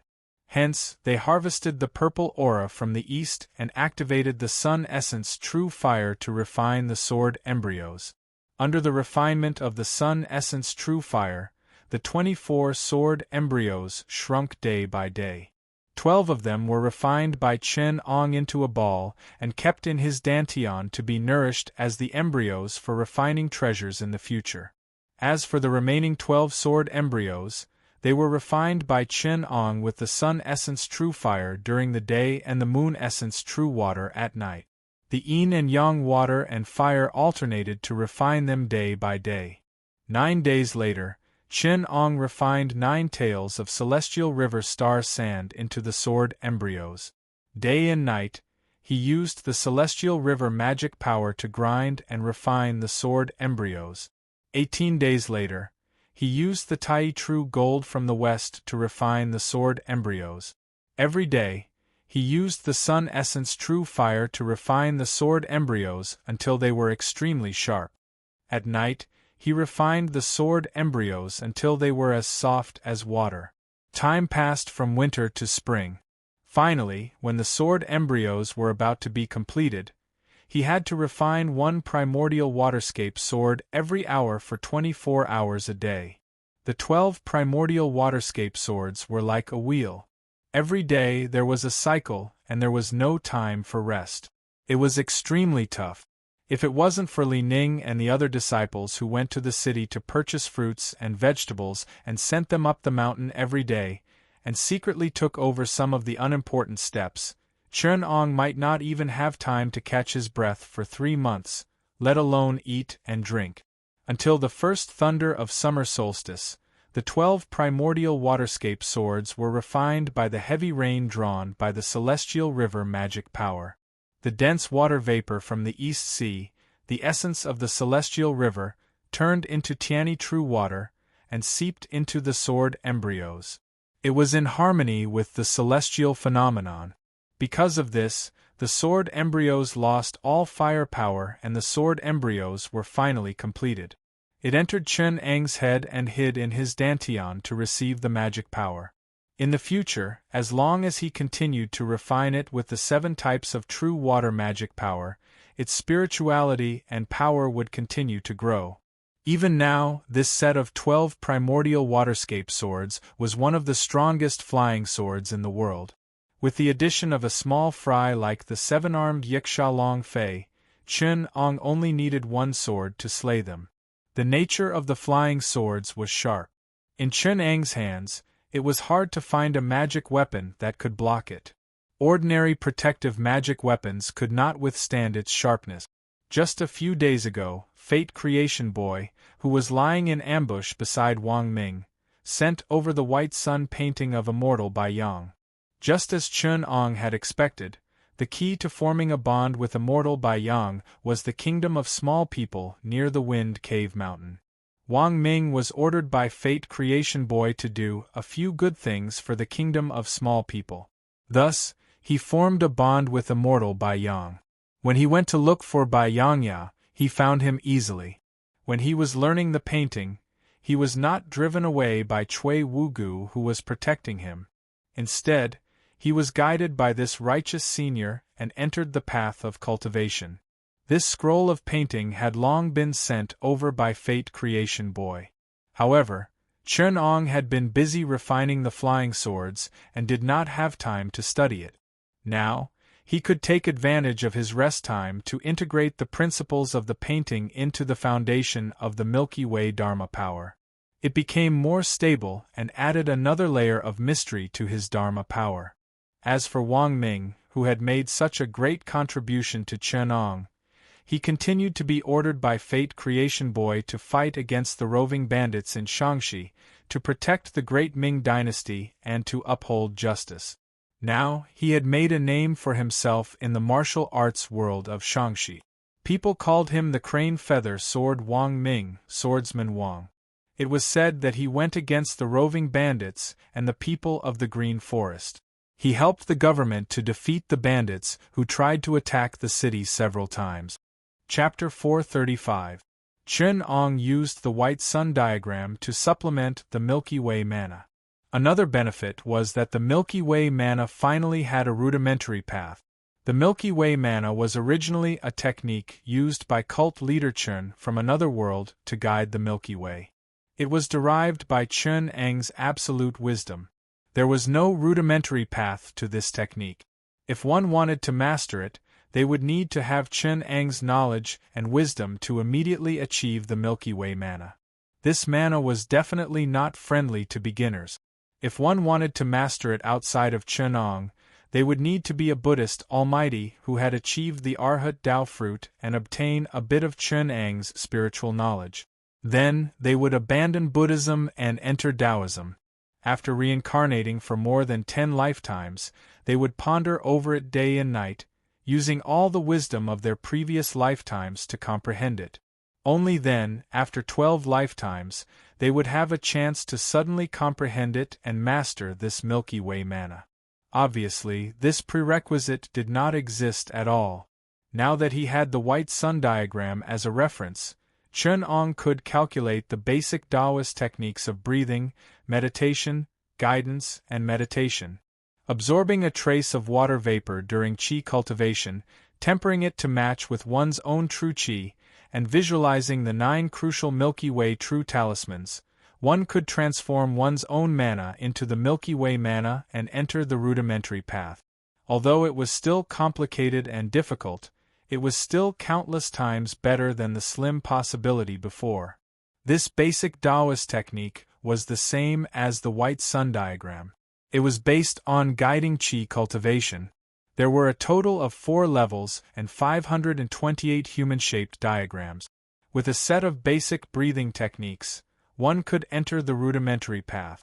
In the beginning, one had to practice the 24 solar term guiding diagrams from the beginning of spring to the end of great cold. Only then would one be able to transform one's warm water attribute true qi into cold true qi. These 24 diagrams were the most demanding. Not only did they require the practitioner to cultivate true qi, but they also had to conform to the weather. Only in the corresponding solar term could one drive the true qi to transform. This was because if one wanted the human body's true qi to transform into the power of Xianming true water with a trace of extreme cold, one had to rely on the external conditions of the solar term. Only by using the power of nature as one with heaven and man could one survive this tribulation. In other words, under the best circumstances, it would take a year to master this set of guiding breathing diagrams. If there was an unfortunate failure, he would have to wait until the next year. If his aptitude was not good enough, he would never be able to master it in his lifetime. Of course, Chen Ong had also designed an unorthodox method to cultivate this level. He would bury himself in the extremely cold frozen earth that would never melt for 10,000 years and lay dormant for a month. If he didn't die and came out of seclusion, he would also be able to cultivate this level. As for the second level, the 36 moon breathing guidance diagrams refined the extremely cold nether true qi into extreme yin and softness. The third level, the 108 sea swallowing guidance diagrams refined the extreme yin, cold, and softness true qi into incomparably thick, heavy, and broad. The last level, the 361 sky water guidance diagrams changed the body, refining the clear and turbid true qi in the true qi, visualizing 9 true talismans to cultivate a drop of heavenly river magical power. The obstacles and checkpoints were terrifying. Some of them were even deliberately designed by Chen Ong. Although they would be useful in the future, there was no lack of intention to make things difficult for others. Chen Eng's vision was very high. If one wanted to obtain his inheritance, they would first have to shed a layer of skin. Chen Ong cultivated in this way for another 10 days. Finally, he arranged everything properly. On the last day, He imparted the most important 9 true talismans of the newly cultivated foundation Audiobook 1 Sky Water True Form Diagram to his 3 disciples and officially accepted them as outer disciples. This meant that Li Ning and the other 2 were no longer just disciples in name but had obtained a part of the true teachings. Of course, Chen Ong had used the advanced experience on Earth to design the levels of inner disciple, true disciple, inner disciple, last disciple, successor, and so on to ensure that everyone could level up. Even if they ascended to become immortals, they could still level up. If Chen Ong was more ruthless, he could create inner disciples of the lower level, inner disciples of the upper level, inner disciples of the top level, half-step true disciples, and so on. The process would be even more endless. After imparting a part of the true inheritance, Chen Ong bid farewell and flew to the East Sea on the Sword Light. He crossed hundreds of miles of dangerous mountains and rivers and landed on the shore of the East Sea. The human world of Mount Shu was a huge planet slightly smaller than the Sun. The 2 poles were separated by 10,936,365 miles, and its volume was about 500,000 times that of the Earth. However, the territory of the established imperial court of the divine central continent was only 10 times the size of the Ming dynasty of the Earth. The rest of the land was filled with endless mountains and rivers. There were countless spiritual birds and strange beasts. Poisonous dragons and giant rocks roamed the wilderness, and mountains higher than 37,951 feet were everywhere. There was also the spiritual realm above the stars outside the atmosphere. The stars in the sky had stars attached to the outside of the planet, and there was also a main star like Mount Shu orbiting countless light years away. The Mars star that Chen Ong wanted to refine was a satellite that was very close to the planet of Mount Shu.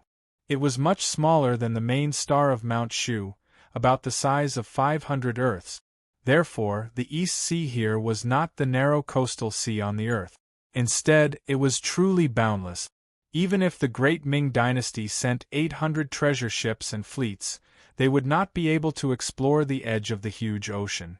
Because the 4 seas were calculated with the great Ming dynasty as the center, the 4 seas were still relatively close to each other.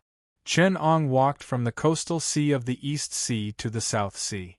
He could reach the South Sea in about a month by flying on the sword without rest.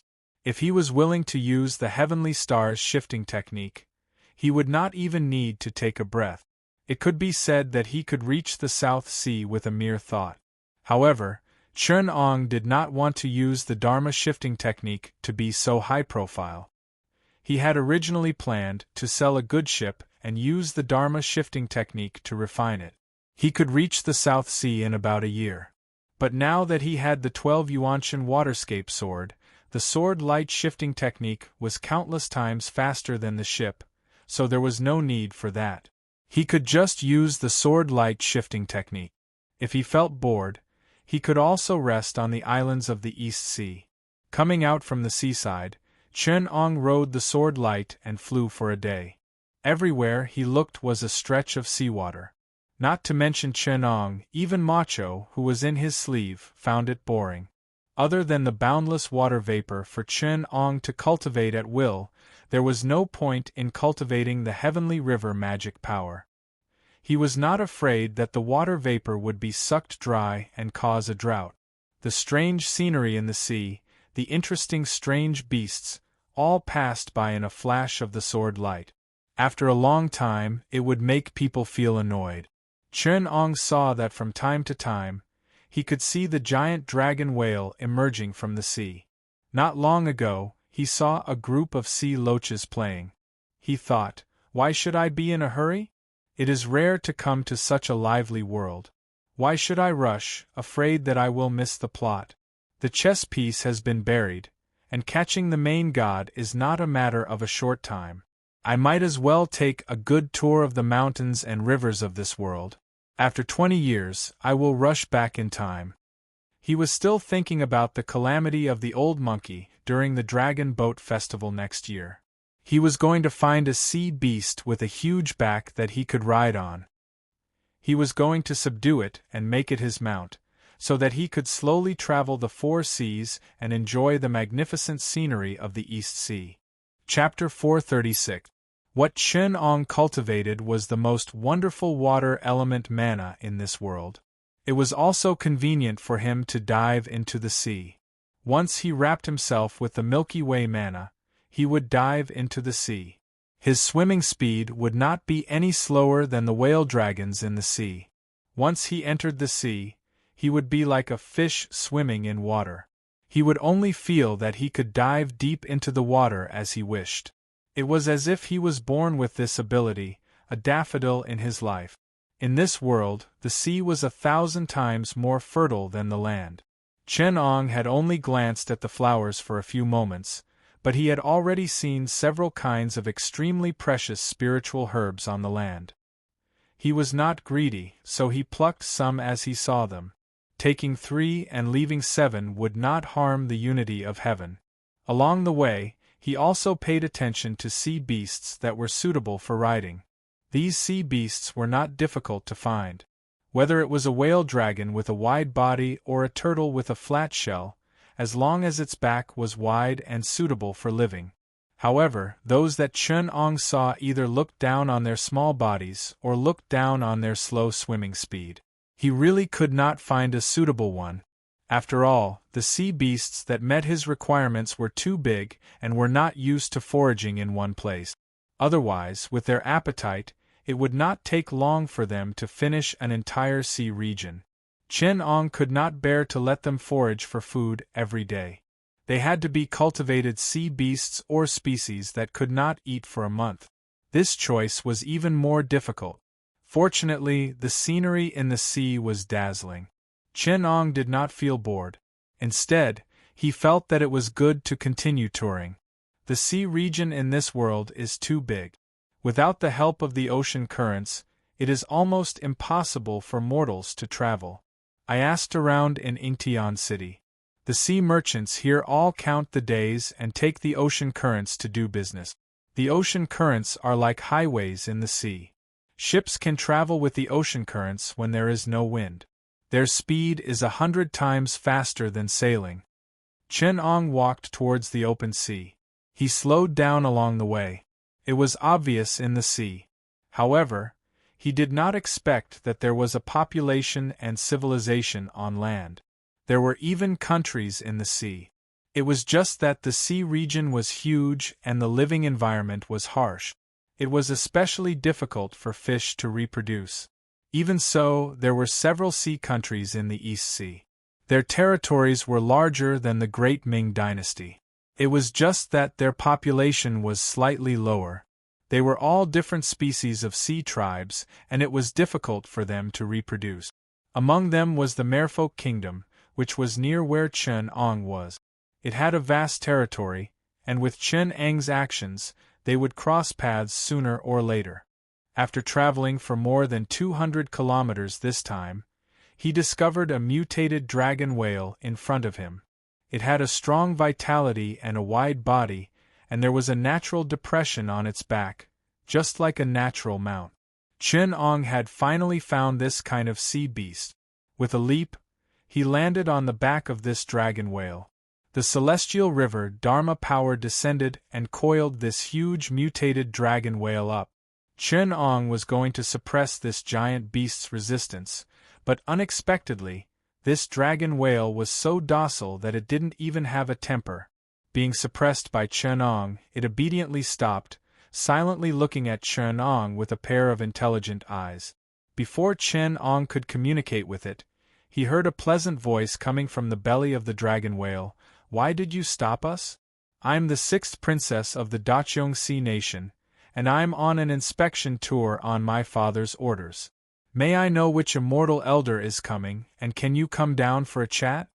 Following the direction of the voice, he saw someone grabbing its huge fin from the side of the belly of the dragon whale, and a head popped out. It was a young girl who looked to be about 16 or 18 years old, and her chest was wrapped in a strange kind of silk. Below her waist, she didn't have human legs, but a slender tail fin. Other than that, she looked no different from a normal person, just more beautiful.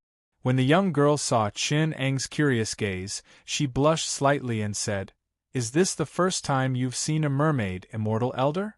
Chen Ong smiled calmly and said, "I was born on land, and this is the first time I've been in the sea since I started cultivating.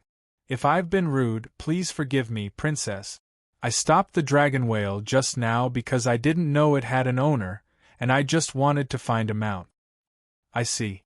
There are different kinds of dragon whales in the sea, but this kind of hollow-belly red-ridged dragon whale was domesticated by us mermaids, and the scattered immortals and sea clans in the sea all know that this is the mount of our royal family. If it wasn't for the fact that my father gave me one, I would have given one to you." The mermaid princess smiled and said, "If immortal elder is free, why don't you come and sit inside the dragon whale? Other than the scattered immortals who live here for a long time, we mermaids know the sceneries of the sea the best. If immortal elder is interested, I can tell you one by one. I also want to hear some stories about the land. We mermaids also admire the prosperity of the Ming dynasty." Chen Ong followed her and saw that there was a soft pouch under the belly of the dragon whale. Someone inside invited him over. Only then did he know that these dragon whales had been domesticated for generations by the mermaid sea nation, and some of them were born with the ability to carry people and things. There were 2 soft pouches under the belly, just like a monkey's pouch, and they went straight into the belly of the dragon whale. The dragon whale had a special ability. It could eat food that was a few times bigger than its body size. This kind of dragon whale had an even stronger ability. There was a space that was 10 times bigger in its belly, and it was made into a house by the mermaids to carry people and things. However, because of this, the dragon whale needed a kind of precious fish oil to be fed to maintain the consumption of such a huge body size. This kind of fish oil was a rare treasure that couldn't be found on land, and it was also a treasure in the mermaid sea nation. Therefore, this kind of dragon whale was also quite rare in the sea nation, and only the mermaid royal family could use it. The belly of the dragon whale was decorated with seaweed, and the soft seaweed was wonderful to step on. Corals, pearls, strange stones, and seaweed-weaved soft pouches. The water inside was up to the chest, and it was the most convenient for the mermaid sea nation to move. The third princess also wanted to let people drain the water to make it easier for Chen Ong to walk, but Chen Ong refused. Seeing that he could move as usual and was more used to it than the mermaid sea nation, the third princess didn't force him. The human race is really blessed by nature. The ability of cultivators is 100 times more convenient than the ability of us, the mermaid sea nation. The third princess complimented. Chen Ong asked in surprise, "Are there no cultivators in the mermaid sea nation? If you can pick 1 out of 10,000 cultivators in the human race, it would be difficult for us, the mermaid sea nation, to have one even if there are 100,000 or 1,000,000 of them. Especially us, the mermaid sea nation, because of our long lifespan, we live a rich life, and we can exchange many treasures from the Ming dynasty. We lack the heart of Tao, and we can only rely on our natural ability to control water to resist the disasters in the sea. Normal mermaid sea nation are like servants to us, and we won't give them the chance to cultivate. And most of the mermaid sea nation are addicted to pleasure, and they don't have the heart of Tao. The mermaid sea nation doesn't know the language of Middle-earth, and they haven't understood the culture of Middle-earth, so it's difficult for them to cultivate. As time goes by, there are no cultivators, and they don't think much of it. So people like Princess, who admire the Tao of immortality, are actually very rare in the mermaid sea nation?" Chen Ong nodded and said. Chapter 437. In fact, there was no taboo. During the Yellow Emperor's time, Guangchengzi passed down the 9 heavens mystic scripture. Not only did the Yellow Emperor cultivate it himself, but he also taught it to his imperial concubines. Later, they ascended together from the emperor's mausoleum. When they reached the heaven realm, they also cultivated the emperor's fruit of Tao. There was no taboo for their officials and imperial concubines. Even Luan, the Duke of Huainan in the Han Dynasty, had the achievement of ascension. However, after the Han Dynasty, cultivators gradually realized that the dynasty's karma was not conducive to ascension, so they gradually faded out of the court. After a few powerful necromancers were dragged down by Emperor Wu of the Han Dynasty, the process became faster. Until the end of the Song Dynasty, the Central Plains lost the Han Dynasty. How could the cultivators look up to the barbarian court? They were not willing to get involved in the court affairs anymore. As for the relatives of the emperor, after many experiences, cultivators found that they were greedy for power, and the entanglement of karma was difficult to solve. This was not the nature of cultivators. Ordinary cultivators would be burdened for several generations to protect their family members to ascend. The karma of the emperor's relatives was deeply rooted, and it was 100 times more difficult for them to ascend. The only advantage they had was that they were powerful and could collect more resources. However, this would create karma with heaven and earth. Which cultivator would feel that the burden on his shoulders was too light and be willing to bear the burden of the karma of his disciples' family? If there were a few unfilial, stupid, and ill-natured people. Li Jingxiu only accepted 2 sinful disciples, but he was forced to not ascend. He had to accept a whole family of disciples. It was like a nightmare. Since Duke Ba accepted Luan, the Duke of Huainan, cultivators knew the nature of these people. They were not willing to get involved with them anymore, afraid that they would be entangled by them. In this world, there are plenty of people who have no parents and no worries. If they can't be a disciple, why should they go and provoke these stinking dogs? Of course, Chen Ong could not tell her this directly. He said, "You are a stinking dog. I accepted you as my disciple, but you asked me to help your father. Even if I help your father, he will not be satisfied. He also wants to accept your brothers and sisters, nieces and nephews. In the end, the whole mermaid royal family will have to rely on me, and the whole De Cheong Sea kingdom will be on me. Isn't this a little too ungentlemanly?" Although this was the truth, Chen Ong had to put it in a more tactful manner. Fortune, prosperity and longevity cannot be the 3 things. People's lives are easy, but not easy can lead to changes. If the fate of your royal clan is complete and unchanging, it would be against humanity. Cultivators are the followers of the heavenly Tao, and the imperial edict is the followers of the human Tao. Celestial beings cannot offend each other. The 3rd mermaid princess said in disappointment, "I see. It seems like Lingsha is not fated to be with him." The room set up by the mermaids was a soft bag woven from seaweed. The softest and toughest seaweed was used to weave it skillfully. Mermaids were nimble with their hands. The mermaid's silk hanging in the soft pouch was as light as the clouds in the sky. It had no mass in the water. The soft pouch was woven in the same way. Chen Ong lay on it and felt very comfortable. He could also smell the faint fragrance of the seaweed, which made him feel relaxed and happy. The inside of the dragon whale was like a small palace. Chen Ong glanced around and realized that the Great Cheong Kingdom was much wealthier than the mainland. Even the Ming dynasty couldn't compare to it. There were red corals that were 5 to 6 feet tall, glass, pearls, gold, silver, jade and porcelain. However, this palace was even more luxurious than the imperial palace. The 3rd princess saw that Chen Ong was admiring the palace and wanted to please him. She asked someone to bring a few bolts of silk and said gently, "Immortal, you've never been to the sea before. The other treasures are just natural treasures. We have the geographical advantage, so there's nothing to brag about. However, the silk of the mermaid is a rare treasure made by our daughter. It can best show the beauty of the daughters of the mermaid tribe. The silk of the mermaid is not extracted from plants, nor is it made by silkworms. It is made by us mermaids. With our natural ability to control water, we extract water and refine it into true water. With our skillful hands, the finished product is as light as a feather and as soft as a cloud. When worn, it won't be affected by cold or heat, it won't get wet in water or burn in fire.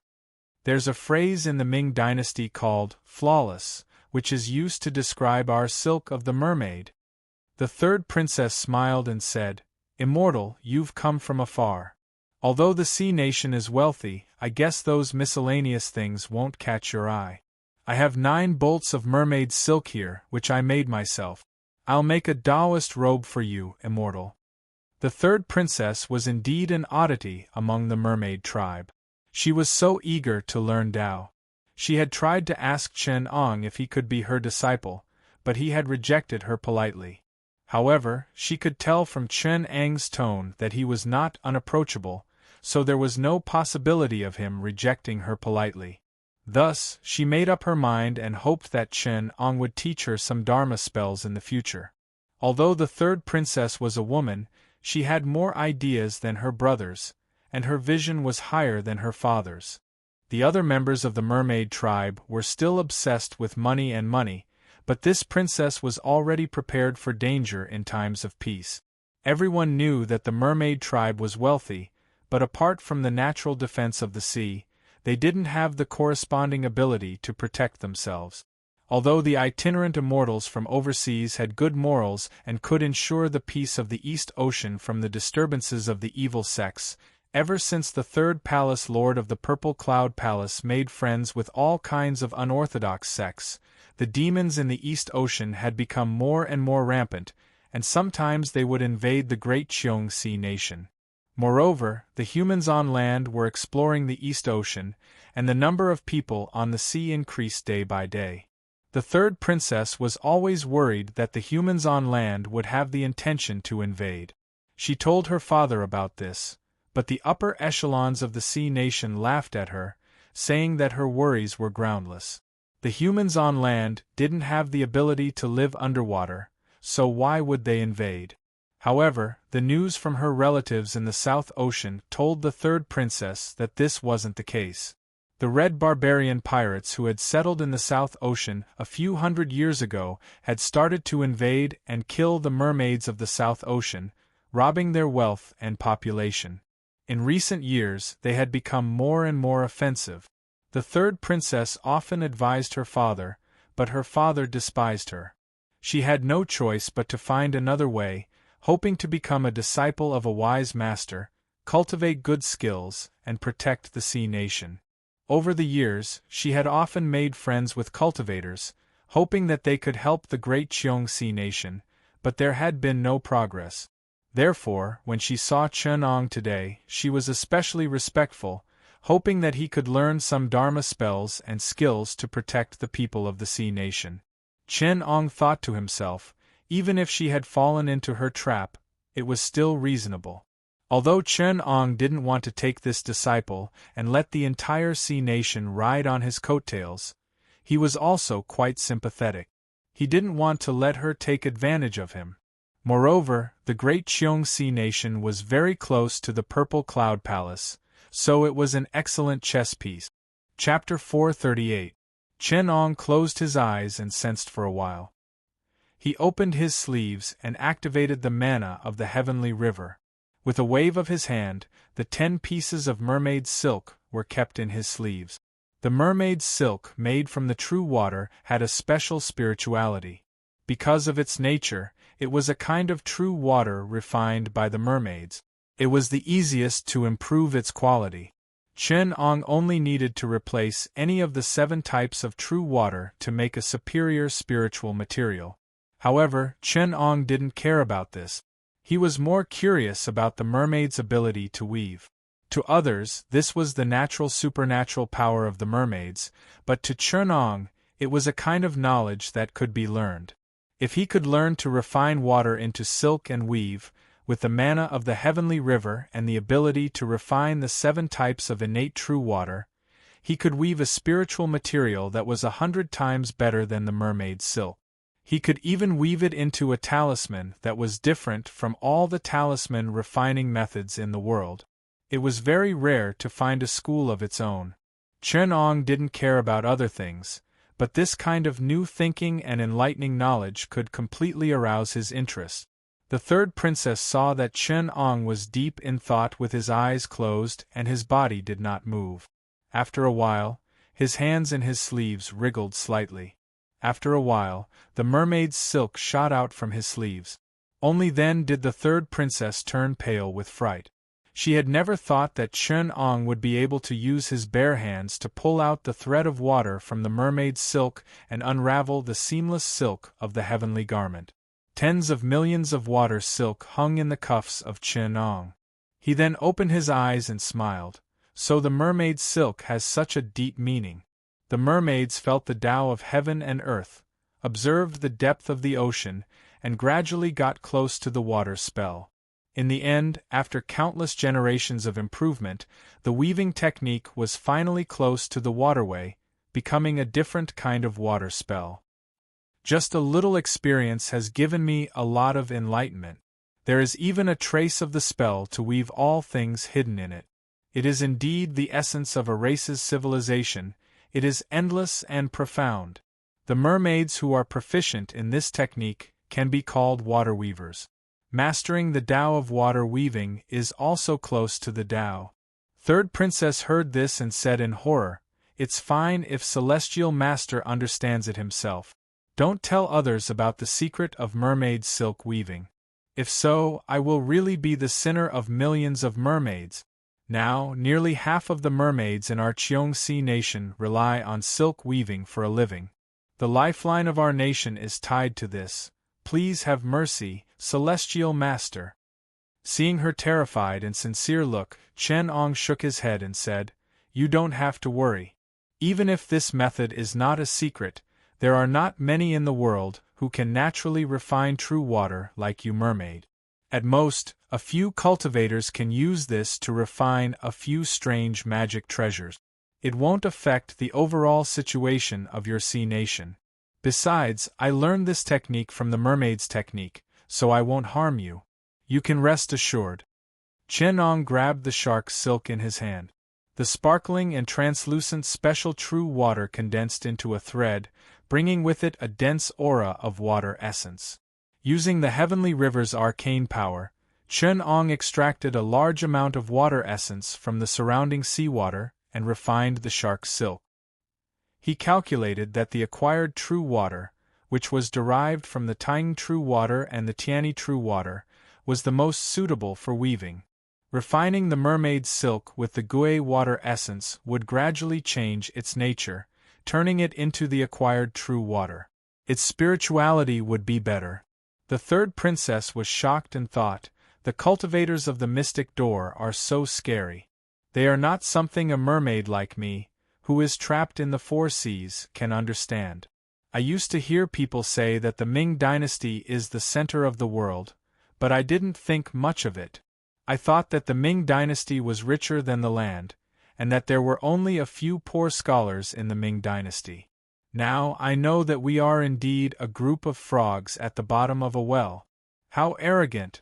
This immortal is the first person from Middle-earth that I've met. He learned the secret of silk weaving, which has been passed down for thousands of years, with a wave of his hand. He can improve it 10 times better than us. If everyone in Middle-earth is like this, what is the Cheongsi nation?" She became more and more respectful as she thought about it. After Chen Ong finished washing the 10 bolts of the mermaid's silk, he bundled them in his hand. There was a large pile of materials, but in the end there was only less than 1 bundle. It was not that Chen Ong wasted some of the materials, but the fineness of the mermaid's silk became immeasurable after it was washed. Seeing this, the third princess offered to give some more mermaid silk to Chen Ong. She even said, "We may not have enough mermaid silk for now, but there is a lot of mermaid silk, so it won't take us too much effort." "There's no need for that, princess. Don't think that it's just 1 bundle. When it's connected, it won't be a problem to surround the Qixia mountain where I live, even if it doesn't surround the 4 seas. It's just that I haven't started weaving it yet," Chen Ong said with a smile. Then, he used the newly learned water weaving technique to weave a water technique from the heavenly river Dharma power into a water caltrip. The water weaving technique was mysterious and unpredictable. It could weave the principles of spells with water, and the finished product would be a Dharma treasure, a physical spell, and a solidified principle, just like how the laws of heaven and earth appeared in natural treasures. It was the fruit of the heavenly Tao that cultivators used their wisdom to imitate. When the final product appeared in Chen Ang's hand, it was a flag. Its brilliance was restrained, and there was nothing special about it. However, the eyes of the third princess, who was watching from the side, lit up. She was also knowledgeable, and she recognized that it was a magical Dharma treasure. The water-weaving technique didn't need to start a fire, extract spiritual materials, or wash spirit herbs. After the weaving, it would be a ready-made Dharma treasure. As long as it was refined and nourished in the future, its power would increase. It could be said to be a very convenient Dharma treasure. Although it could only make water-element Dharma treasures for now, who knew if Chen Ong would develop it in the future? Moreover, a Dharma treasure with water element was already the most suitable Dharma treasure for merpeople. Chen Ong purposely slowed down his speed when he made the Dharma treasure. The third princess was a clever mermaid who was skilled in weaving mermaid silk. She understood at first glance that Chen Ong had intended to succeed. Thinking of this, the third princess knelt on the ground and said in the most respectful manner, "Lingsha, thank you for teaching me this skill." Chen Ong smiled and accepted the bow. After this, Chen Ang's position in the dragon whale changed. From an honorable guest, he became a close teacher of the third princess Lingsha. All his food and clothing were prepared by the third princess herself. Everything was well done. The newly obtained water-weaving technique originated from the basic Dharma treasure of the heavenly river. It inherited the true teachings of the heavenly river. When the sky is full of water, the earth is 60% water. Therefore, it was named by Chen Ong as the water-weaving technique. It could help the water-weaving technique and create the heavenly river. Chen Ong was inspired by the water-weaving technique. He was thinking about how to integrate the water-weaving technique into the foundation of the heavenly river Dharma power. Just as he was cultivating the heavenly river Dharma power to refine the Dharma treasure flag and verify his research, the huge body of the dragon whale suddenly stopped. It seemed that someone was blocking the way in front of the dragon whale. It was unknown whether it was because the dragon whale was blocked by accident like Chen Ong or someone was here to cause trouble. Chapter 439. Chen Ong frowned and decided to kill him. The Purple Cloud Palace was considered a powerful force in the East Ocean in the eyes of the mermaids, but in Chen Ang's eyes, they were just 3 itinerant immortals born from Tian Yijin's maidservants. They could stay in the Purple Cloud Palace for 500 years because of their fate with Jin Mu, but they were destined to face disaster because of their immoral character. Chen Ong couldn't tolerate someone who wasn't even worthy of his sword being so arrogant in front of him. As for this unorthodox disciple who borrowed the prestige of the 3 ladies, he wasn't even qualified to enter Chen Ang's eyes. He was nothing more than a flea. It was only because Chen Ong wanted to test the third princess, Lingsha, that he allowed him to jump around here. Hearing what he said, the third princess, who was standing next to Chen Ong respectfully, became livid. She said angrily, "We don't have many mermaids, and the great Qiongxi nation isn't a vassal of the Purple Cloud Palace. How dare they ask for our people? The daughters of the mermaids are not livestock that can be bought and sold at will. Why are they being humiliated like this?" A mermaid next to her tried to persuade her. "Third princess, the 3 palace masters of the Purple Cloud Palace are powerful cultivators who have achieved the celestial Tao. They also have many powerful sword immortals under their command. They are much more powerful in the East Ocean than the great Qiongxi nation. We can't afford to offend them. They are powerful itinerant immortals who occupy the eye of the East Ocean. It's better to persuade them nicely." How could the third princess not know this? The Purple Cloud Palace was a deity abode of the East Ocean, a top-notch sect among the overseas itinerant immortals. How could a mortal country like the great Qiongxi nation afford to offend them? Even a boy from the Purple Cloud Palace could gain her father's favor, not to mention that someone was holding the talisman of the third palace master of the Purple Cloud Palace. Although the two families weren't vassals, the other palace masters and princes of the Sea Nation wouldn't want to offend a deity sect like the Purple Cloud Palace for just 50 mermaids. The person seemed to think so too. Seeing that they didn't reply for a long time, he yelled impatiently, "Stop wasting time. Which prince of the Sea Nation are you? How can you be so unreasonable? Do you know that the fourth prince offered me 10 mermaids with the best voices when he saw me? Our palace master has summoned us this time, but you are to be so late." His words made the third princess tremble with anger. She said while trembling, "Fourth brother? Fourth brother? How dare he? How dare he do this? What does he think the daughters of the Merfolk Kingdom are?" Then, she swam out from the belly of the dragon whale.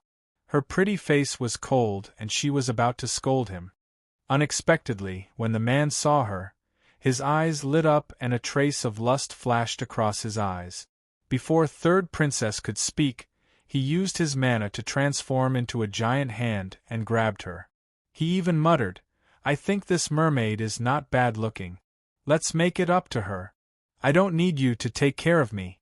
The third palace master's banquet is in a rush. I've already gathered more than 30 people from your merfolk village. Just give me another 20.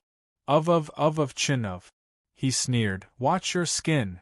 Though the third princess had been studying the water-weaving method created by Chen Ong for the past few days and had made some progress, her mana was still weak. She only had time to weave a cocoon with the thread of real water to protect herself, but she was caught by the big hand formed by the man's mana. He was so anxious that the mermaid who was accompanying him on patrol shouted, Immortal Elder, you've got the wrong person. That's the third princess of the Sea Nation." The man stepping on the jade fire turned a deaf ear to her words. When the noble lady gathered 20 people to exchange for her princess, he would capture all of them and leave. The noblewoman had no choice but to beg Chenong, "Immortal Elder, please save our princess. The mermaids that the Ziyun Palace wanted to offer to the Decheong Sea Nation have never been released. Furthermore, the people that the 3 palace masters befriended are not decent cultivators. If our princess goes there, she will definitely suffer. Immortal Elder, please save her for the sake of the princess' hospitality over the past few days." Chenong said lightly, "Oh? Then why didn't you ask me to help in the beginning? It wouldn't have been difficult for me to get rid of him then, but if I were to help now, I would be afraid of harming the innocent." The noblewoman was so anxious that her forehead was full of sweat. She quickly explained, "It's not that we don't believe in Immortal Elder's abilities, but the Decheong Sea Nation is weak and can't afford to offend Immortal Elder from the Ziyun Palace. Furthermore," before she could explain, Chen Ong had already activated his sword art, and the 12 elemental waterscape swords floated behind his head. The 12 elemental waterscape swords were a metal and water dharma artifact, and the sword gleam was also the color of water. It was very inconspicuous in the sea, but it had a similar effect to the great pure invisible sword.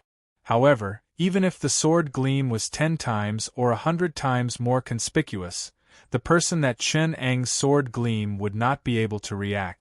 This was because this sword artifact was already one of the best flying swords in the world, and Chen Ang's swordsmanship was also one of the best in the world.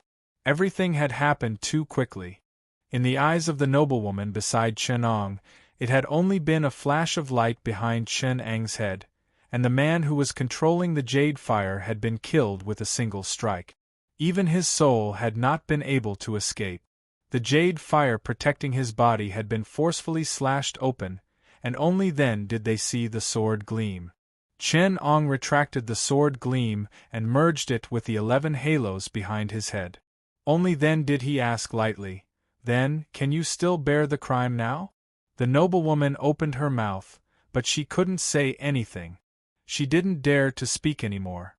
Chen Ong had always been humble and polite on the dragon whale.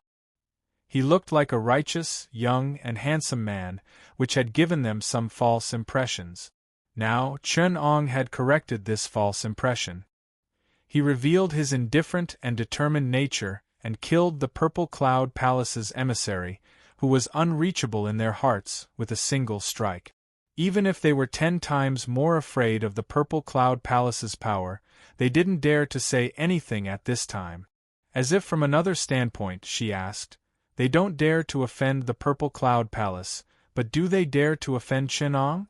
At this time, the third princess finally broke free from the true water cocoon and picked up the 100 treasures pouch that the person had dropped. With a pale face, she came before Chen Ong and bowed. Lingsha thanks teacher for saving me. If not for teacher, Lingsha would have been in trouble this time. Chen Ong said lightly, aren't you worried that I killed the Purple Cloud Palace's emissary and brought you trouble? Although the third princess's face was pale, she still dared to look into Chen Ang's eyes and said firmly, if we're talking about trouble, it's because I didn't handle it well and brought trouble to the people of the Sea Nation. The third princess knew very well that Chen Ong and the Purple Cloud Palace were people that the great Cheong Sea Nation couldn't afford to offend. Should she not stand on the side of Chen Ong, who was protecting her, and instead curry favor with the Purple Cloud Palace, who already looked down on her? She had to make the right choice, be it from a rational or utilitarian point of view. The body of the person who stepped on the green fire fell onto the green fire and was burned to ashes. Only the talisman in his hand didn't melt. Instead, it emitted a bright light and flew up. An angry female voice came from it. Who dared to kill my emissary? How dare you disrespect the 3 phoenixes of the Purple Cloud Palace? The talisman reached down and was about to absorb Chen Ang's aura. Chen Ong only sneered and flicked a sword energy with his finger. It pierced into the talisman along with the sword aura from the water scenery sword. Chapter 440. This time, the 3 phoenixes sent their disciples out to ask for some mermaids and to entertain 2 of their good friends. They were Fairy Lady Wan Miao, Su Feinyang, and Ancestor Xiankong's disciple, Elder Ling Wei.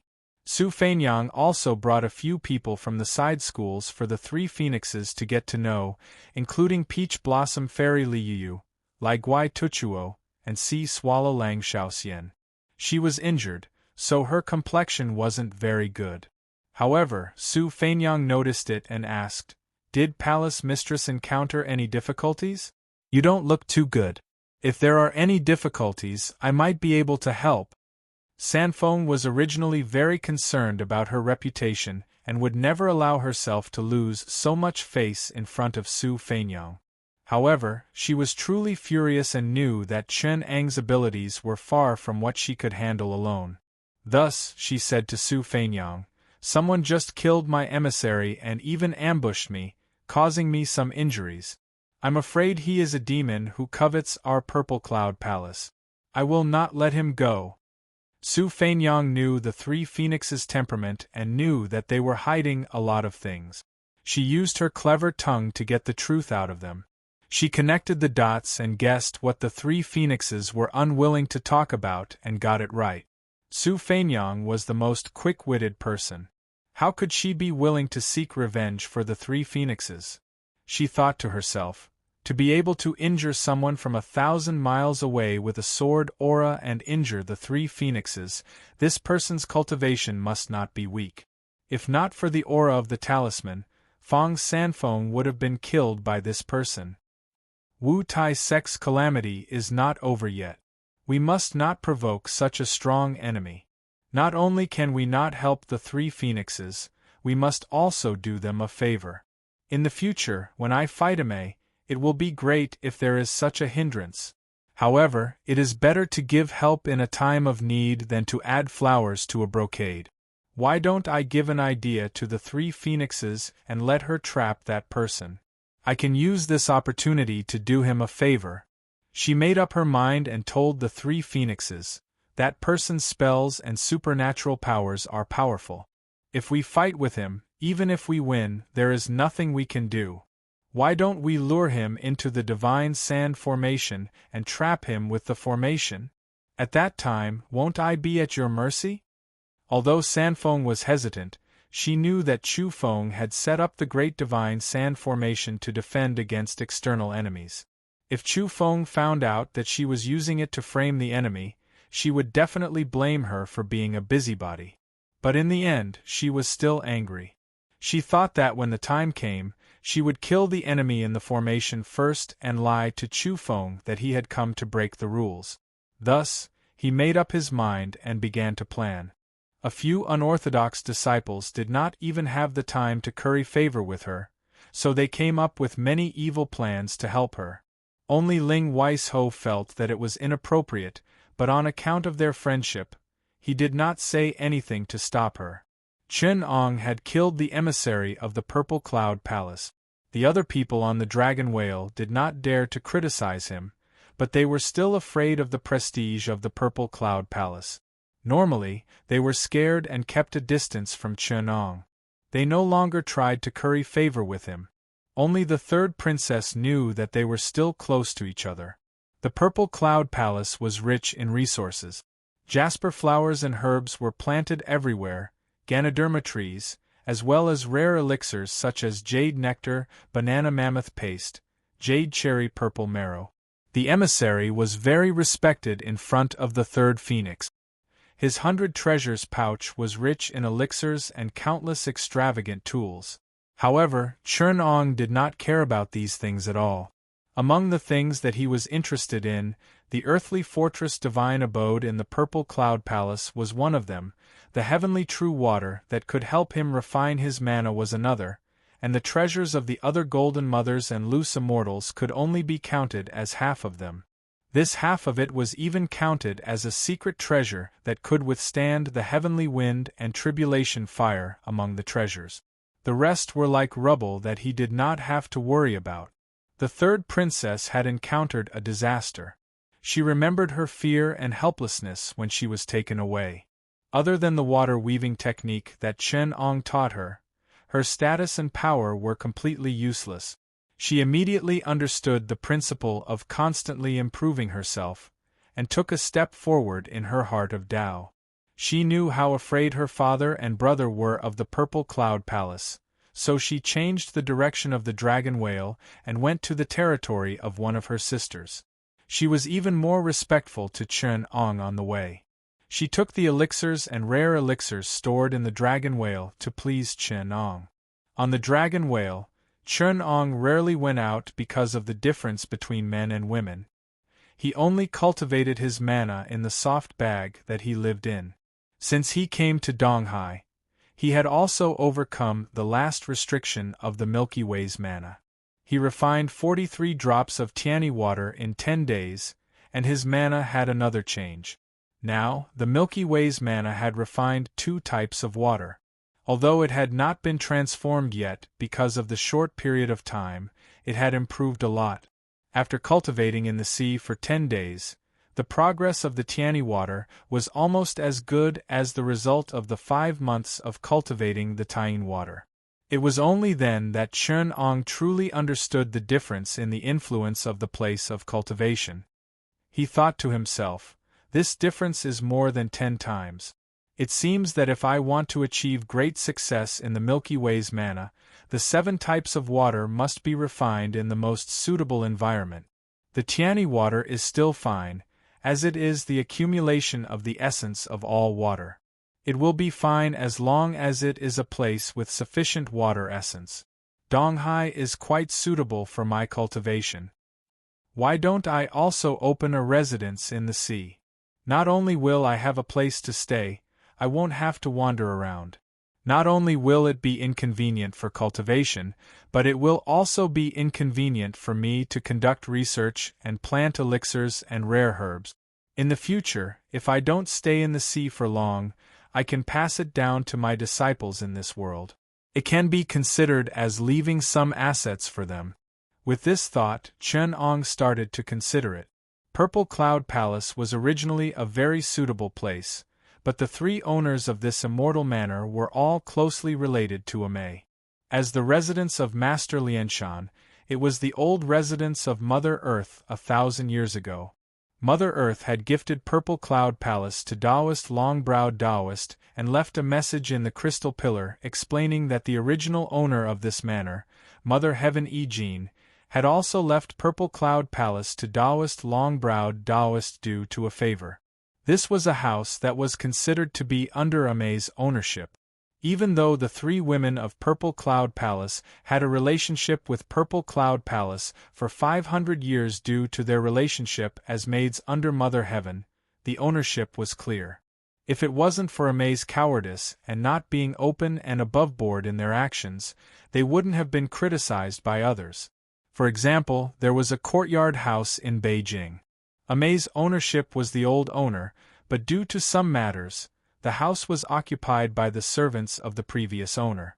After the liquidation was completed, you could just take the house ownership certificate to ask for it back. If there was a dispute, you could go to court for a lawsuit, sword fight. You could just ask for the house back. However, they sent their own children to borrow soy sauce.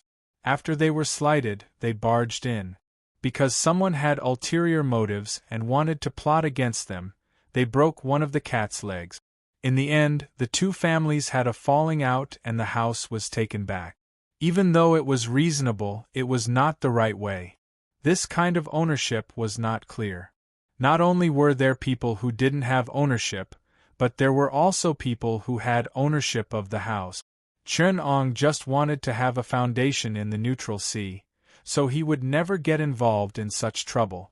Not to mention that Mother Heaven was still in the heaven realm and hadn't crossed the tribulation yet. The original owner of the house was still there. If he didn't want to get involved in karma, it was better to hide as soon as possible. Otherwise, he would be like Lian Shan, who had to use his lost body and hidden treasures to offset karma. In the human world, the ownership of this house was not clear, but in Mother Heaven, karma was extremely clear. Lian Shan and Mother Heaven were tenants who borrowed the name of Amay to live here. Later, they left behind a bunch of hidden treasures on Moon Island as rent. Because of their previous friendship, the three women of Purple Cloud Palace temporarily lived here for 500 years. Qi Lingyun and the others, who had crossed the tribulation, were disciples of Amay. Moreover, with the promise from Longbrow Immortal, they were the owners of the Immortal Mansion. Chen Ong understood this karma. As long as he didn't want to get involved with Mother Heaven, he shouldn't have any ideas about the Immortal Mansion. Unless he could take Qi Lingyun and the others as his disciples, or simply find the reincarnations of Mother Heaven and the 5 daughters of the past and take them as his disciples, he wouldn't be able to compete with Amay for the ownership of the Immortal Mansion. It was so complicated. Chen Ong was not any weaker than Mother Heaven, so why didn't he open another Immortal Mansion? Even though he needed to spend some time to manage it, it was better than participating in countless entanglements. Moreover, some of Chen Eng's laboratories needed to be modified by himself. Purple Cloud Palace might not be more convenient than his newly opened Immortal Mansion. Why should he get involved in this? In the ocean, there were earth veins and water veins. On the land, the mountains and rivers were shaped like dragon veins. Most of them were spiritual mountains and blessed land. In the ocean, there were earth veins and water veins. The earth veins were different. If the earth veins were not spiritual mountains under the sea, they would be underwater canyons, islands, and rocks. For example, Xiankong Island and Aoji Fishing. Chapter 441. In the past few days, Chen Ong had also observed some of the underwater earth veins and slowly deduced the East Sea's water veins and earth veins. He had a plan in mind and thought, there are 2 or 3 places in the East Sea that have all the earth veins and water veins like the Purple Cloud Palace, but most of them are occupied by the itinerant immortals of the East Sea. I'm not the only one in the world who knows how to look at the geomancy of the sea. There are also some itinerant immortals overseas who have a long history, so why wouldn't they occupy them? However, there are still 2 places that are empty. The remaining places are either occupied by evil beasts or evil spiritual energy. There is no place for creation. I think the cold spring in the South Sea is fine.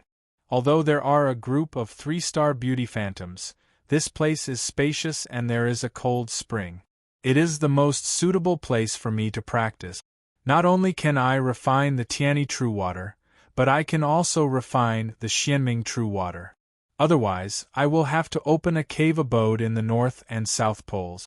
Although the sea I was far away in the South Sea, it was near the shore and not far from the East Sea. Chen Ong was heading to the South Sea, so he could go there. As for the 3-star beauty phantoms, Chen Ong had his own place for them.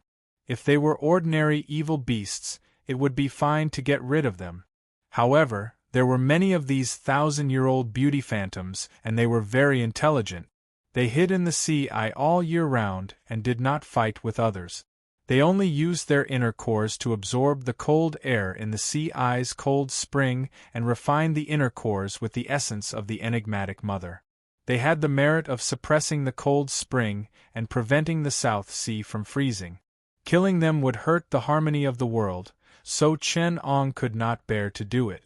Although taking the enigmatic matriarch essence from the beauty puppet's inner core could help Chen Ong refine the nether true water, Chen Ong was not willing to ruin the lives of this group of beasts that stood aloof from worldly affairs for a moment of pleasure. He could also take them in as his disciples and test subjects for Chen Ong to practice yin and yang, transform into all things, and explore the path of creation. He asked the third princess to change the course of the dragon whale to the South Sea while he continued to cultivate the heavenly river dermic power and increase the Tianyi true water. The third princess naturally obeyed Chen Ang's order. However, when she turned around, she secretly sent someone to tell her sisters the location of the dragon whale. A few days later, a mermaid secretly boarded the dragon whale and met up with her. This mermaid was one of her best friends. The two of them had once agreed to leave the sea to seek immortality together.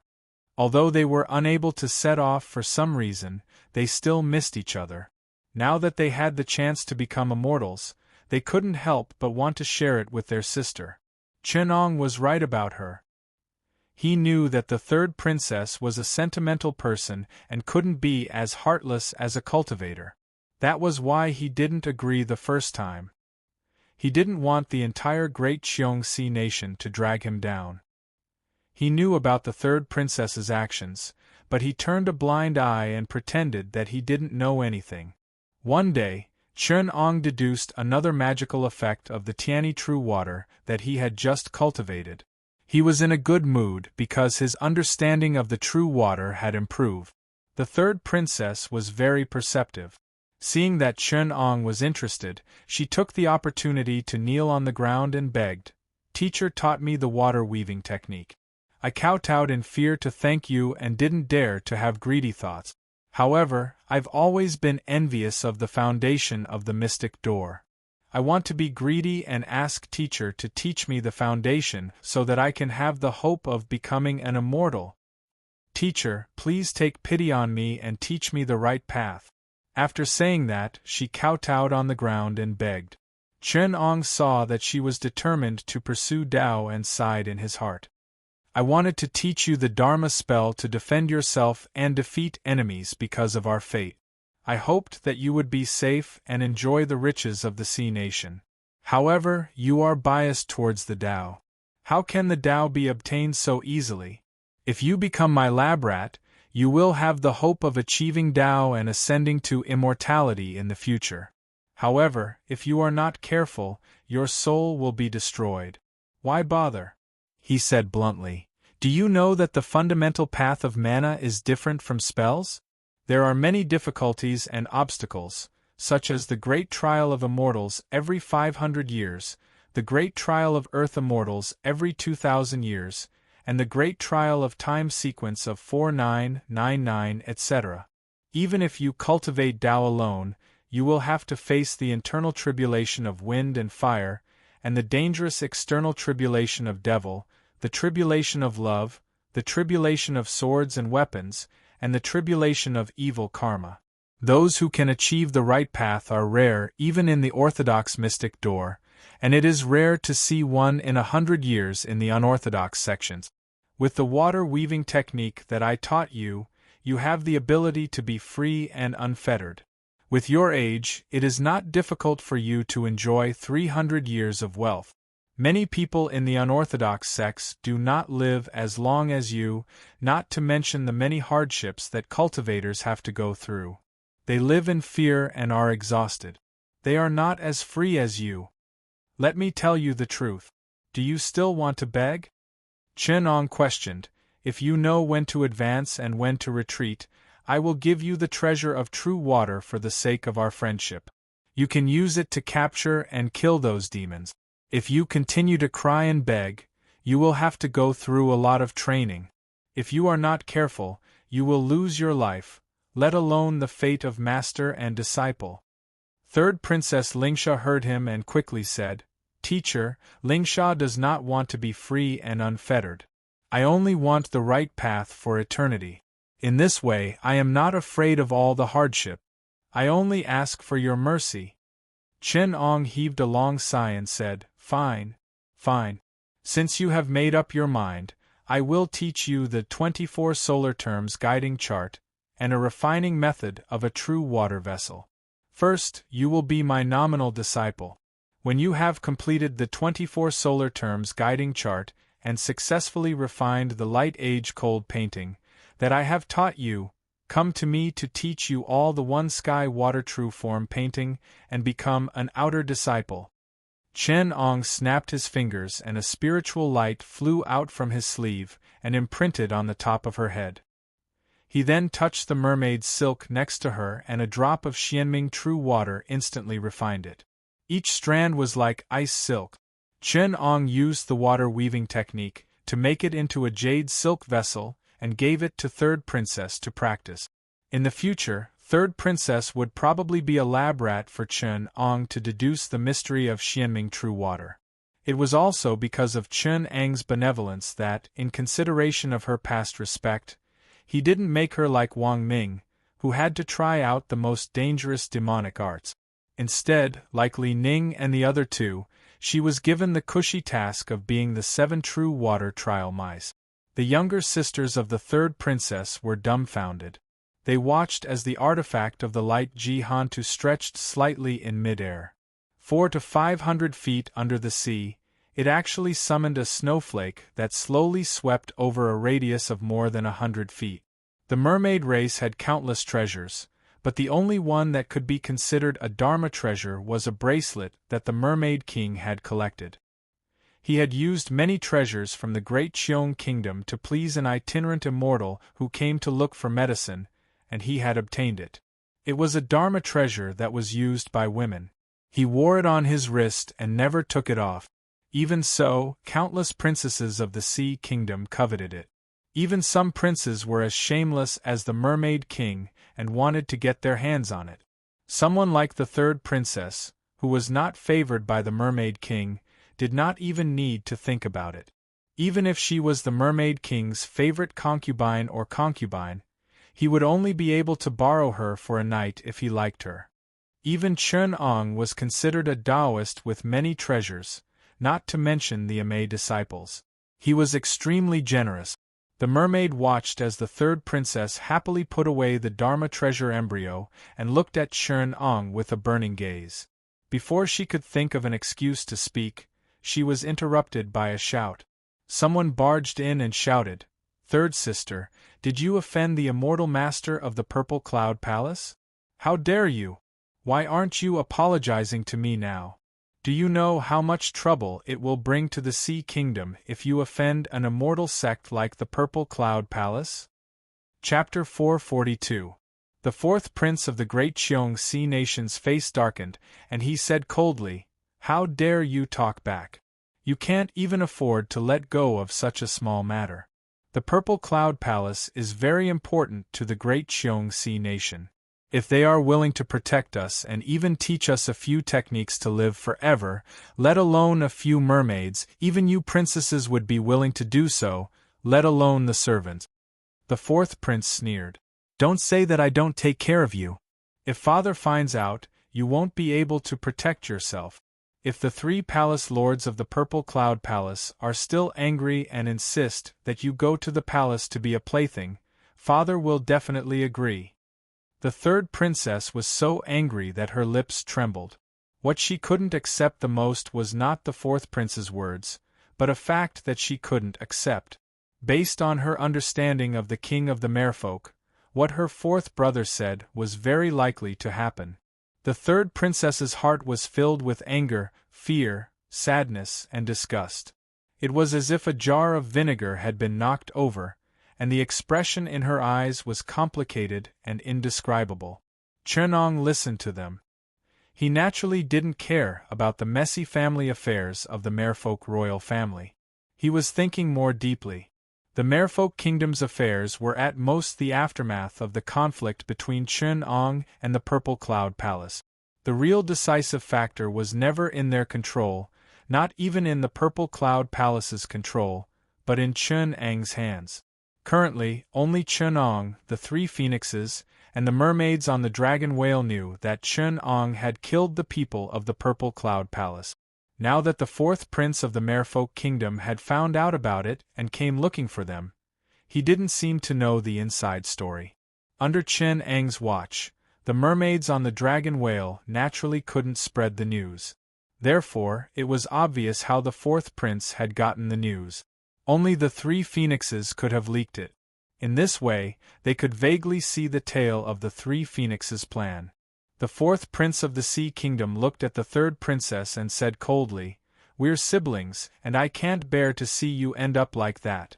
Let me mediate in the middle, and this matter may be resolved. Listen carefully. Although the Purple Cloud Palace has 3 palace lords, they cultivate in seclusion all year round. Aunt Dongxiu is the one who manages the palace affairs. If you can please her, she'll make up for this small mistake." The 3rd princess listened to him boasting and sneered in her heart. How can a mere Dongxiu turn the tables on what my master did? So what if she had the backing of the 3rd palace lord? Shizhuan slashed her with his sword, but she didn't dare to come over to take revenge. Instead, it was you who rushed ahead. Even if he is scheming, so what if he is favored by Father?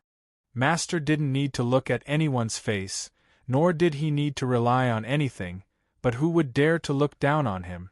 In the past, I have seen many benefits of power and wealth in the Sea Nation. With a single order, countless people would become my wings and be at my beck and call. Only today did I realize that the freedom of a Taoist cultivator far surpasses that. Endless wealth and earth-shattering power, but after hundreds of years, they will turn into a handful of dust. Only like the bright moon in the sea, eternal and inextinguishable, free and unrestrained, is the result that I pursue. He then heard the 4th prince nagging, "I have some friendship with a few immortal masters of the Purple Cloud Palace. They are all people who have a say in front of Aunt Dongxiu. As long as you give them some benefits and follow me to make some arrangements, you'll definitely be able to get an audience with her. Aunt Dongxiu is a good person. If you behave in front of her, you may not be unable to get through this." The 3rd princess smiled slightly and said, "Enough, 4th brother." She smiled brightly, revealing a very moving smile. The 4th prince was stunned, not knowing what had happened to her. He only heard the 3rd princess say with a smile, "4th brother only knows that I offended the Purple Cloud Palace, but do you know how I became enemies with them?" She straightened 2 fingers on her right hand into the shape of a sword and gestured in front of him. She chuckled softly and said, "That emissary saw that I looked good and wanted to take me away. Coincidentally, my Shizhuan was right beside me, so I killed him with a sword." She gestured at her neck with her right hand and said fiercely. After that, she wrinkled her nose proudly. Seeing the 4th prince's dumbfounded expression, he laughed even louder and said, "After that, the 3rd palace mistress of the Purple Cloud Palace flew to Fuzhou to denounce her, but my teacher stabbed her in the heart from 1,000 miles away. I reckon that she still hasn't recovered yet. 4th elder brother, do you still want me to apologize?" After that, he ignored him and bowed in front of Chen-ong. Does Shizhuan have any instructions? At this moment, the fourth prince finally noticed Chen-ong. When he heard the third princess's words, his expression changed and he hurriedly said, "You are just a lone loose cultivator. How dare you provoke such a powerful force like the Purple Cloud Palace? So what if your magic power is stronger than the third palace lord? The Purple Cloud Palace still has 2 palace lords, and their magic power is even more powerful. They also have many good friends and countless immortals. How can you resist them alone? Didn't you implicate the Sea Nation? Third sister, don't be stubborn." His words were sincere and very anxious. Chen-ong laughed and said to the third princess, "Let's go, disciple. I'll bring you to see the Purple Cloud Palace's lineup. I'll let you know the basic principles of a cultivator.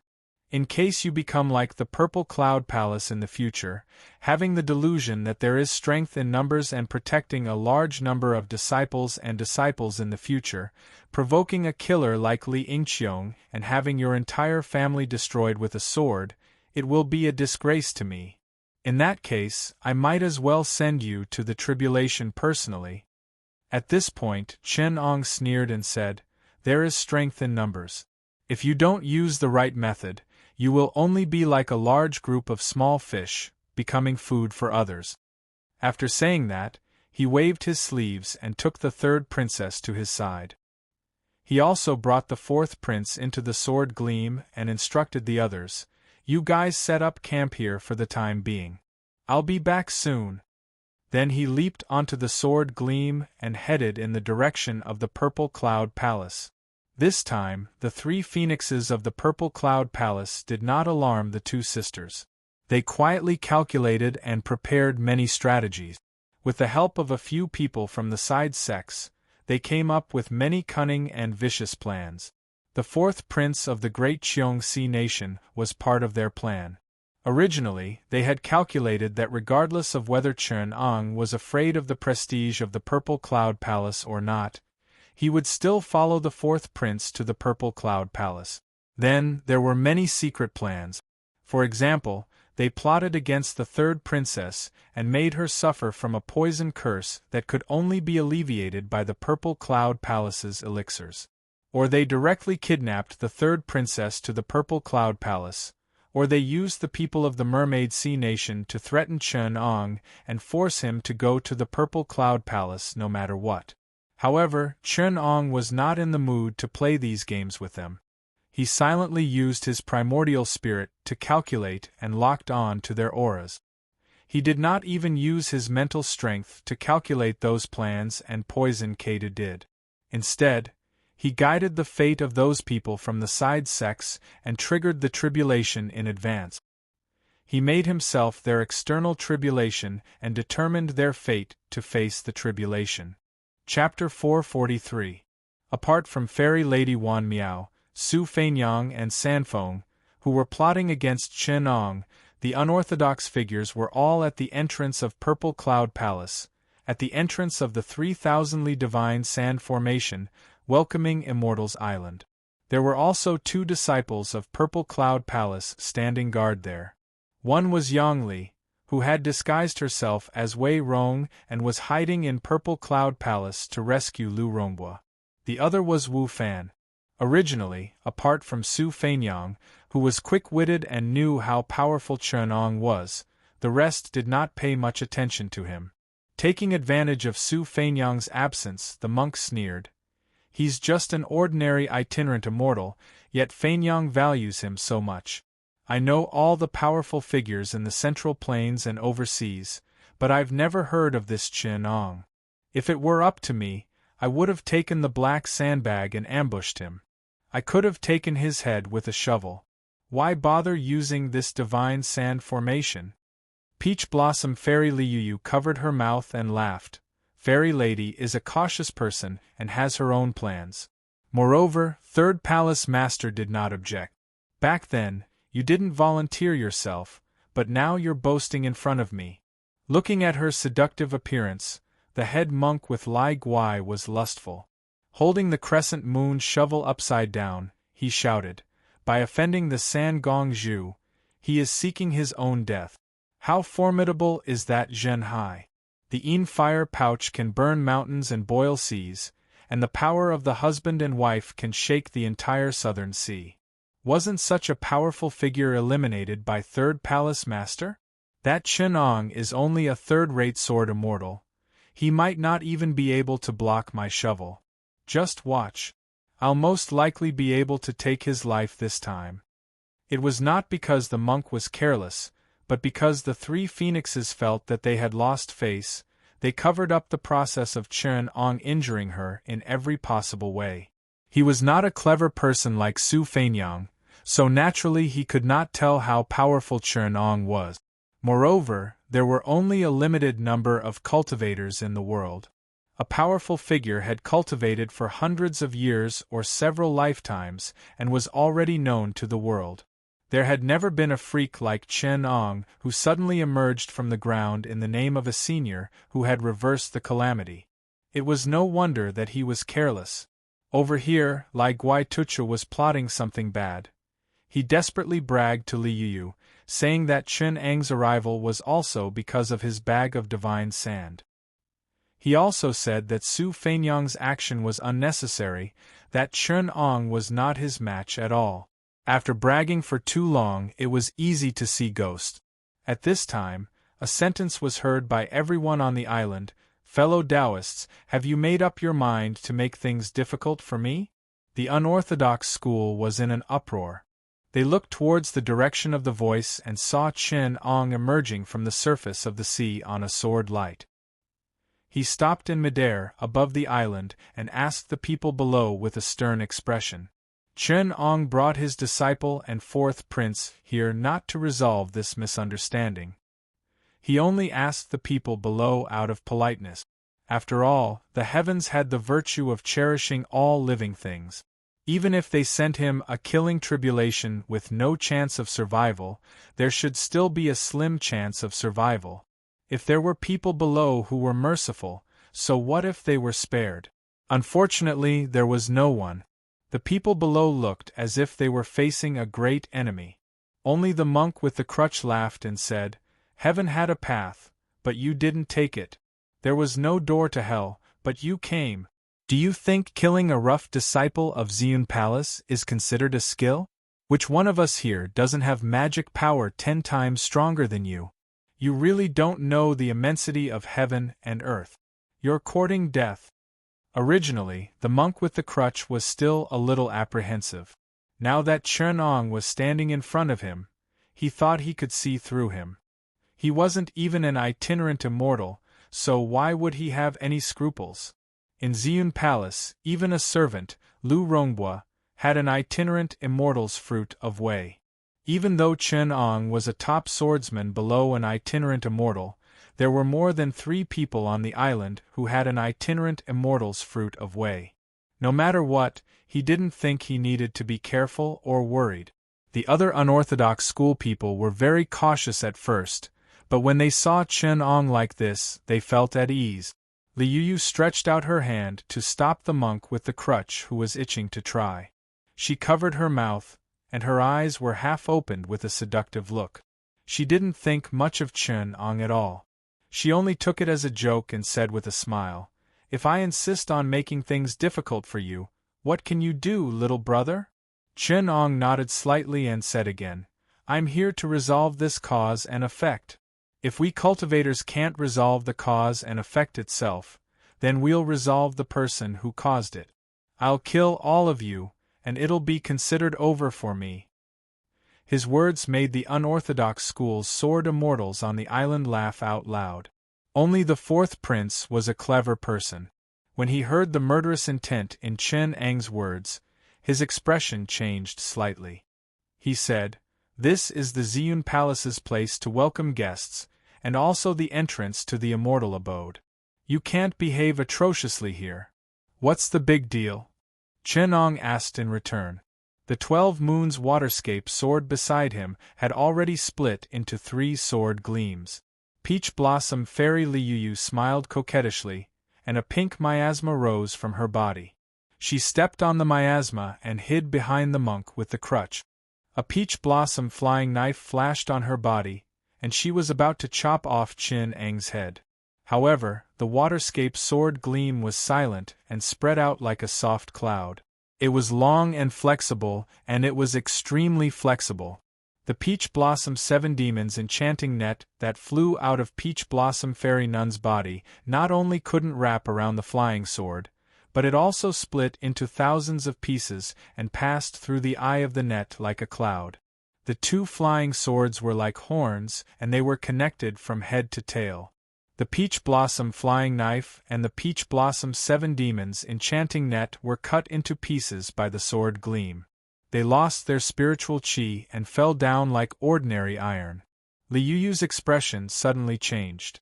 When she saw the sword gleam turn again, she hurriedly pushed the monk with the crutch in front of her out to block the disaster.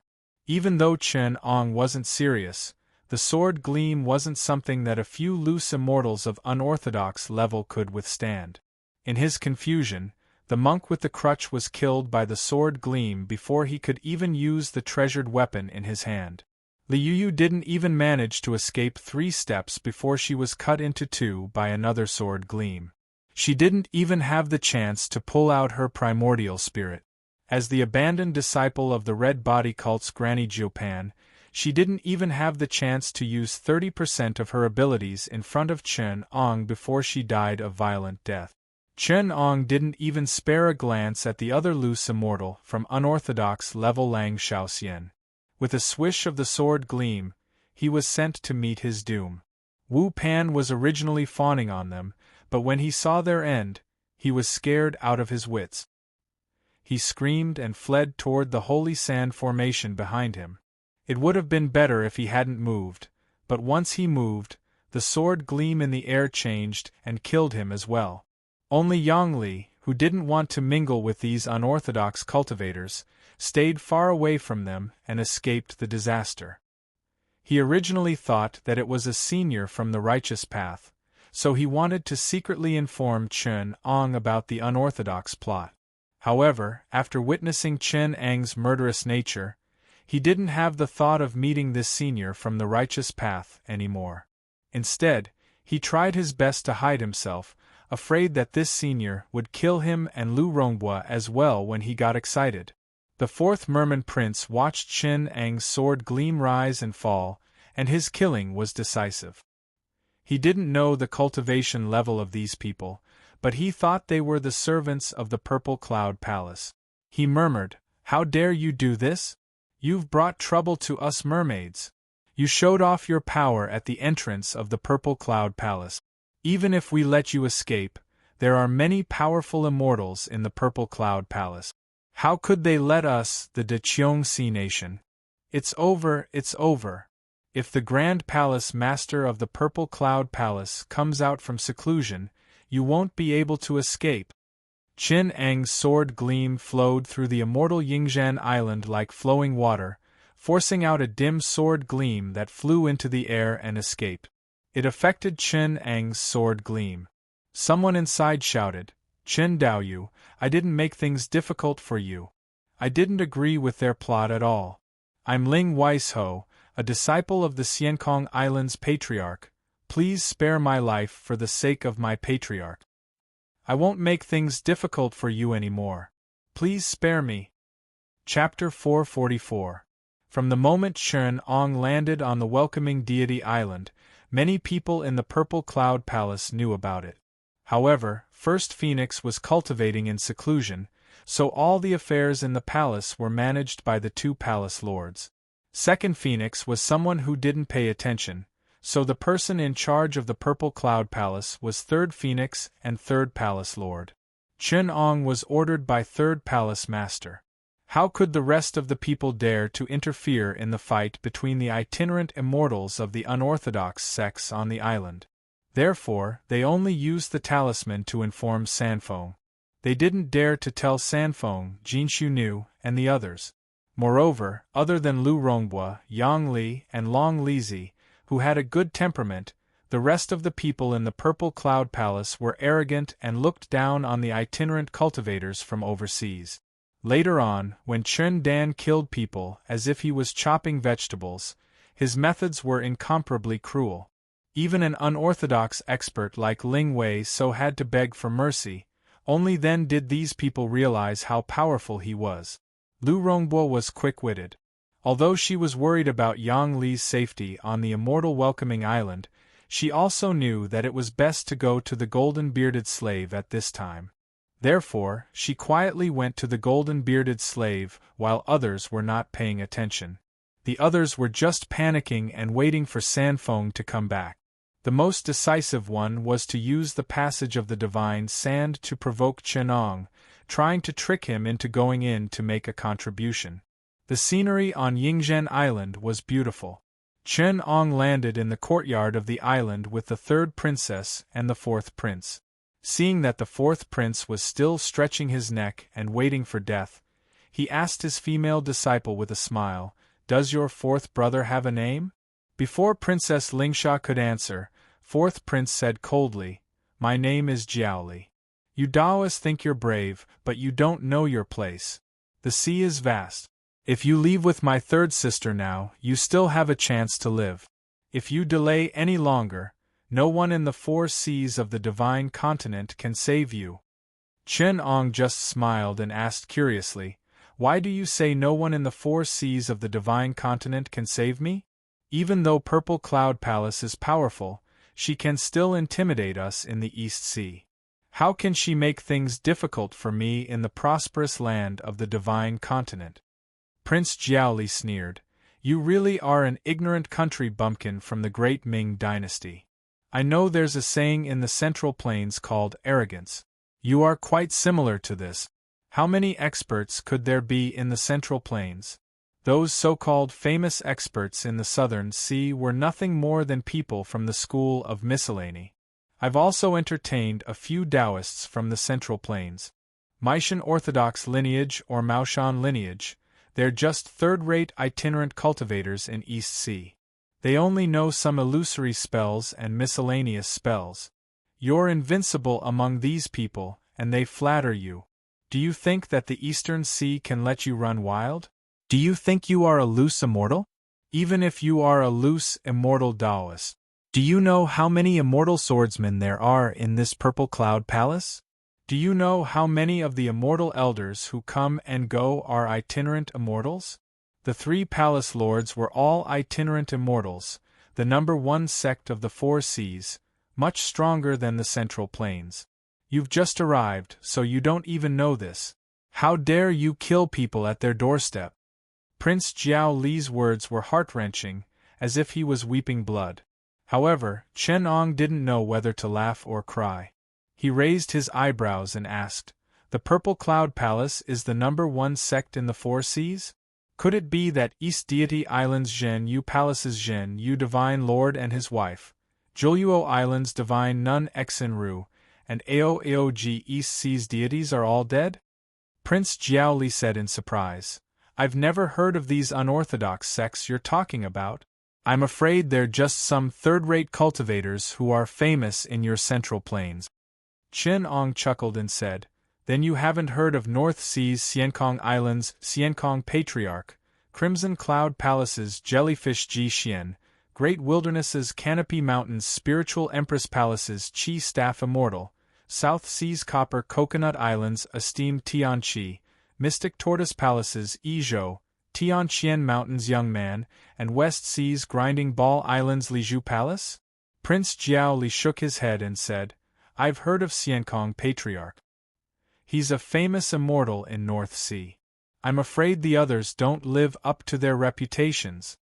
Chenong shook his head and said, "Then who are the Mystic Door Orthodox sects and Diabolism masters in our Central Plains? Are there a Mei Qinqing, Wudong Kunlun, 4 demonic sects, and West Kunlun old demons? What are those things?" Prince Jiaoli sneered and said, "The number 1 sect in Central Plains is obviously the Luo Fu immortal sect with tens of thousands of disciples. They're much more powerful than Mao Mountain and Mei Mountain. If you're from the Luo Fu sect, you can distinguish them based on your identity as a Luo Fu disciple. However, although the Purple Cloud Palace's disciples aren't as powerful as the Luo Fu sect, they're 10 times more powerful. I'm afraid even the Luo Fu sect master won't give them face.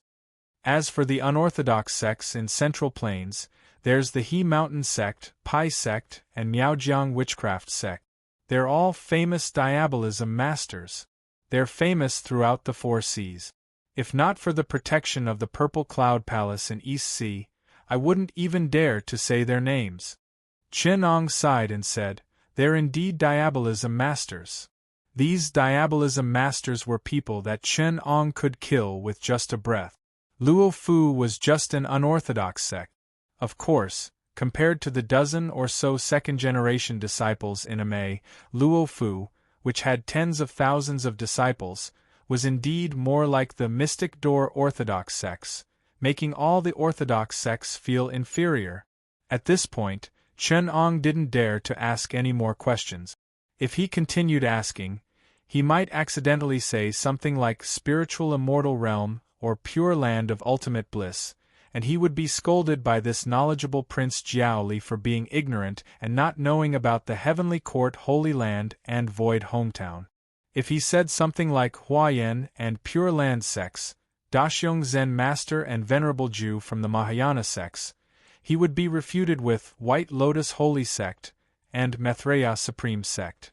As he said this, Yang Li gradually realized that he had nowhere to go. The passage of the divine sand was behind the tower where Chen Ong was.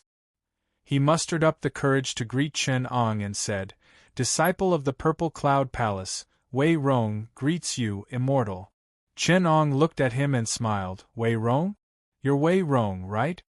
This made Yang Li feel like he was about to be annihilated. He was terrified.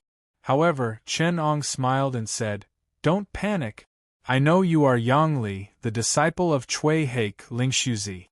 Because of Lu Rongbua, you changed your name to Wei Rong and became a servant in the Purple Cloud Palace. Lu Rongbua is your lover. When she ascended, she was trapped by Sanfeng as a baby and forced to be a slave in the Purple Cloud Palace. This time, Feng Sanfeng offended me. She and her sister were supposed to live in the Purple Cloud Palace for 30 years, but they dug their own graves and provoked me. This is what they deserve. Lu Rongbua's grandfather, Immortal Ji Lu, predicted that after 30 years, a second-generation disciple of Amei would come to save you. At that time, Feng Sanfeng will be punished and the other 2 girls will not have a good ending. Chen Eng's words made Yang Li feel relieved. He kowtowed and said, Thank you for your guidance, immortal. Chen Ong waved his hand and an invisible true power lifted him up and said, Slow down, slow down. This was the original fate, but Feng Sanfeng was greedy, blinded by greed, and became my enemy. Why would I let her have another 30 years? Let me ask you, do you want to be the master of the Purple Cloud Palace? Yang Li was shocked. He quickly shook his head and said, I only want to save Rongbua. I don't dare to think about it. The Purple Cloud Palace is not my fortune. Please don't joke with me. Chen Ong nodded and said, If you really want to, I don't dare to help you. If you offend the Purple Cloud True Lord and attract the evil guests of Amei, not only will the Purple Cloud Palace be destroyed, but you will also be taken to the mountain and become the 3rd-generation disciple of the Mystic Door. But I can't let Feng Sanfeng have it easy. She kept you as slaves for 20 years. I want her to be your slave for 30 years. Only then can I vent my anger. Without waiting for Yang Li to say anything, Meng Qi pointed at the sword ray and wrapped him up.